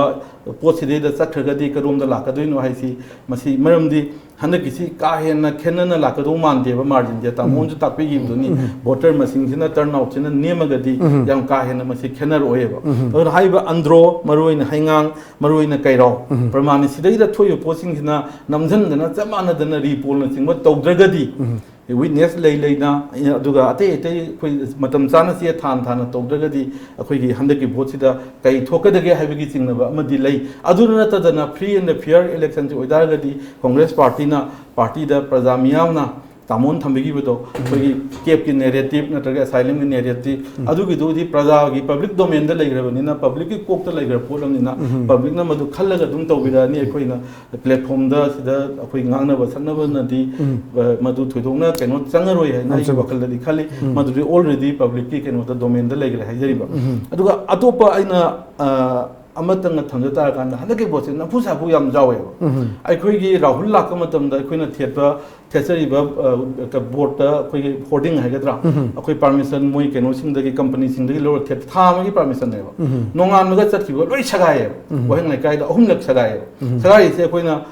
ꯃꯣꯏ ꯒꯥꯔꯤꯗꯣ ꯑꯩꯈꯣꯏ ꯀꯩꯅꯣ ꯇꯧꯗ꯭ꯔꯦ ꯅꯝꯕꯔ ꯌꯥꯎꯔꯛꯇ꯭ꯔꯦ ꯑꯗꯩ ꯃꯤꯁꯤꯡꯁꯦ ꯀꯅꯥꯅꯣ ꯈꯪꯗ꯭ꯔꯦ ꯁꯒꯥꯏꯕ ꯄꯣꯠꯁꯦ ꯀꯩꯗꯧꯒꯦꯗ ꯁꯒꯥꯏꯔ ꯌꯥꯗ꯭ꯔꯦ ꯊꯥ ꯑꯃꯗ ꯐꯔꯦ ꯑꯩꯈꯣই ꯃꯁꯦ ꯃꯥ ꯆꯠꯈ꯭ꯔꯕꯅꯤꯅ ꯊꯦꯡꯅꯗꯕ ꯃꯥꯅꯤ ꯃꯌꯥꯝ ꯁꯨꯝ ꯇꯧꯔꯀꯥꯟꯗ ꯗꯤ ꯑꯦꯝ ꯀꯣꯂꯦꯖ ꯒꯦꯠꯁꯤꯗ ꯉꯔꯥꯡ ꯅꯍꯥꯟ ꯍꯦꯛꯇ ꯑꯩꯈꯣꯏꯒꯤ ꯍꯦꯛꯇ ꯄꯜꯂꯦ ꯑꯩꯈꯣꯏ ꯍꯥꯏꯖꯔꯤꯁꯦ ꯃꯣꯗꯤꯒꯤ ꯆꯥꯎꯔꯕ ꯑꯃ ꯑꯩꯈꯣꯏꯗ ꯐꯣꯇꯣꯗꯣ ꯍꯦꯛꯇ ꯊꯦꯠꯆꯜꯂꯛꯏ ꯀꯔꯤꯒꯤꯅꯣ ꯍꯥꯏ ꯀꯥꯟꯗ ꯁꯤꯗꯤ ꯊꯦꯠꯄ ꯌꯥꯏꯅ ꯊꯦꯠꯄ ꯌꯥꯔꯗꯤ ꯑꯩꯈꯣꯏ ꯍꯥꯟꯅꯁꯨ ꯊꯥ ꯑꯃꯒꯤꯗꯣ ꯃꯥꯔꯆꯀꯤ ꯇꯥꯡ 10ꯗ ꯄꯤꯈꯤꯕꯅꯤ ꯇꯥꯡ 18ꯗ ꯄꯤꯈꯤꯕꯅꯤ ꯑꯗꯨꯒꯤꯗꯣ 18ꯗ ꯄꯤꯈꯤꯕꯅꯤꯅ ꯑꯩꯈꯣꯏꯁꯨ ꯍꯧꯖꯤꯛ ꯑꯃꯨꯛ ꯑꯦꯄ꯭ꯔꯤꯜꯒꯤ 18 ꯌꯧꯗ꯭ꯔꯤꯕꯅꯤꯅ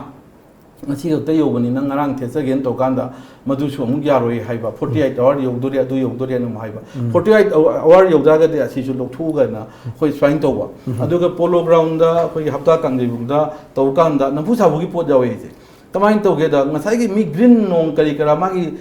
ꯄꯥꯔꯃꯤꯅꯦꯟ ꯁ꯭ꯇ꯭ꯔꯛꯆꯔ ꯃꯌꯥꯝꯁꯤꯗꯤ ꯗꯦꯃꯦꯖ ꯇꯧꯕ ꯌꯥꯗꯦ ꯁꯤ ꯃꯥꯒꯤ ꯑꯏꯕ ꯔꯨꯜꯁ ꯑꯗꯨꯝ ꯌꯥꯎꯕ ꯄꯣꯠꯅꯦꯕ ꯂꯣꯏꯅ ꯀꯛꯊꯠꯂ ꯃꯐꯝ 4ꯗꯒ ꯇꯧꯔꯀꯥꯟꯗ ꯑꯩꯈꯣꯏꯅ ECIꯗ ꯆꯦ ꯊꯥꯔꯀꯥꯟꯗ ꯃꯗꯨ ꯑꯃꯨꯛ ꯅꯨꯡꯗꯥꯡꯗꯨꯗ ꯃꯣꯏꯅ ꯑꯃꯨꯛ ꯁꯧꯖꯤꯜꯂꯒ ꯃꯦꯟꯁꯤꯜꯂꯒ ꯍꯦꯛ ꯇꯧꯒꯨꯝꯕ ꯍꯥꯏꯗꯤ ꯇꯧꯅꯤꯡꯕ ꯇꯧꯕꯒꯤ ꯃꯑꯣꯡ ꯑꯗꯨꯒ ꯅꯝꯐꯨ ꯁꯥꯐꯨ ꯇꯧꯕꯒꯤ ꯃꯑꯣꯡꯁꯦ ꯌꯥꯝꯅ ꯆꯥꯎꯅ ꯌꯥꯎꯈ꯭ꯔꯦ ꯑꯗꯒꯤ ꯑꯃꯨꯛꯇ ꯍꯥꯡꯗꯣꯛꯅꯗꯕ ꯆꯨꯔꯆꯥꯟꯄꯨꯔꯗ ꯉꯁꯥꯏꯒꯤ ꯁ꯭ꯇ꯭ꯔꯣꯡ ꯔꯨꯝꯗꯣ ꯍꯥꯏꯔꯨꯔꯒꯗꯤ ꯑꯩꯈꯣꯏ ꯄ꯭ꯔꯣꯁꯦꯁ ꯇꯧꯏꯃ ꯍꯥꯏꯕ ꯄ꯭ꯔꯣꯁꯦꯁꯇꯨꯒꯤ ꯅꯣꯇꯤꯐꯤꯀꯦꯁꯟ ꯊꯣꯛꯀꯗꯕꯅꯤ ꯉꯔꯥꯡ ꯅꯍꯥꯟ ꯏꯝꯐꯥꯜ ꯋꯦꯁꯀꯤꯔ ꯀꯩꯅꯣ ꯑꯩꯈꯣই ꯁꯨꯃꯥꯏꯅ ꯍꯥꯡꯗꯣꯔꯤ ꯈꯕꯔꯗꯒ ꯊꯣꯛꯏꯀꯣ ꯅꯣꯇꯤꯐꯤꯀꯦꯁꯟ ꯊꯣꯛꯇꯅ ꯃꯌꯥꯝꯁꯤ ꯂꯥꯛꯑꯣꯅ ꯃꯣꯏꯅꯕꯨꯗꯤ ꯀꯥꯏꯗꯦ ꯍꯥꯏꯕ ꯁꯤꯒꯨꯝꯕ ꯍꯟꯗꯛꯀꯤ ꯚꯣꯠꯁꯤꯗꯩꯗ ꯑꯩꯈꯣꯏꯗ ꯆꯤꯡꯅꯕ ꯌꯥꯕ ꯍꯥꯏꯇꯥꯔꯦ ꯃꯗꯨꯗꯤ ꯄ꯭ꯔꯨꯞ ꯇꯧꯔꯒ ꯑꯁꯦꯡꯕꯗꯤ ꯈꯪꯒꯅꯤ ꯆꯤꯡꯅꯕ ꯌꯥꯕ ꯅꯝꯐꯨ ꯁꯥꯐꯨꯒꯤ ꯊꯕꯛꯁꯦ ꯀꯥ ꯍꯦꯟꯅ ꯌꯥꯎꯈꯤꯕꯁꯤꯅ ꯍꯟꯗꯛꯀꯤ ꯚꯣꯠꯁꯤꯗꯤ ꯑꯩꯈꯣꯏꯒꯤ ꯑꯁꯦꯡꯕꯒꯤꯗꯤ ꯄ꯭ꯔꯖꯥ ꯃꯤꯌꯥꯝꯒ BJPꯒ ꯊꯦꯡꯅꯕ ꯚꯣꯠ ꯑꯣꯏꯅ सोयदना मदु रिजल्ट से मदु ओइगनी अखोई कांग्रेस मथंदना थेंगनबगी पोटी ओइररोय लाकदुबे रिजल्ट से मसिगी नंफु साफुगी पोट मयाम मा खुदम से फाइल पिक्तन पोरे मतम जे खितंग हुजिकि हंगबिरी ब तोइदुगा चाना रोइद्रायना कनो तौदबनी इलेक्शन कमीशन दा अखोइना थारी मयाम इरी मयाम तोरी मयाम थौवालदगा खांगबोक्तगा को संगंददना सोक्तना मदुइदा तौगिबो कोकिबगी वीडियो क्लिपिंग करी करा कोई रीपोल तौबियो री इलेक्शन कनो तौबियो थाबना सिंगमगो सु लेरी हाइजरिबा सी याम याम रे याम थागरे कोइ थाजरी मयाम से विथ मागे प्रूफ डॉक्यूमेंट जाउं थाजबनी मसैदा फजना निंथीना हाइ पोचिंग से अमु रिपोल तौबना सिंगम तौरबा तौबा यादबा अखोइना तौबदा वाटपा डॉक्यूमेंट वाटपा अदुना दु ओइरे सी तौरगदी अखोइ सोइदनकि फ्री एंड फेयर ओइगदी कांग्रेसना सोइदनमकि प्रजा मियामना नुक्सिबिगनी अदु प्रजा मियामना फनाम नुक्सिबिगसु थादगदो प्रजा मियामदो थादहनदना कांग्रेस की सपोर्टर सिंग थादहनदना थमगदी पोचे यामना अरुबा फिबम अमदा रिपोल सिंग तौदगदी लाकपा याय हाइबगी अकिबसु दुमक लै अदुगा लैरिबा असै गी हंबिगिबा पोसिदा लातारगदी अखोइ बिष्णुपुर की हाइदारेको बिष्णुपुर लाइन से अखोइना आशा तौजरिसि सोइदनमकि मसि लाइन से 1.69 1.70 गुमा लाख लेबसे मसिदगी अखोइ खर मखैदि हेना lakani na adwaina su dum pajai aduga madu keno da sungaire thawalom dagi su leiba singsi adwaina pajai imphal east west su dum nungsibirakani aduna handaki bochi da jawrangna 9 lakhs kuma leiba si da koi jawrangna 60% guma thada birakda kitang hendo engine torga su koi 6 lakhs guma bochi thada rena lo matamda 3 lakhs por komise himana choidana ai win togani aduga masi koi Bisnupur dagi achuba अखोई मागी बोते फंगनेन खंजई थवान की केंद्र उमदगी फंगनेन खंजई Imphal east west दगी चोदुम फंगकु मयामदना पुंजल कांदा अखोई की नसाई 3 लाख नत्रगा मागी मया आसपास स्वाइद लाख से कोई कांग्रेस की सोजना योगनेना थाजब लेजरी अदु यामजे नोइजे ngasi lengbira kwa maru na ngasi esi koi outer gi na su polling station akhoi gi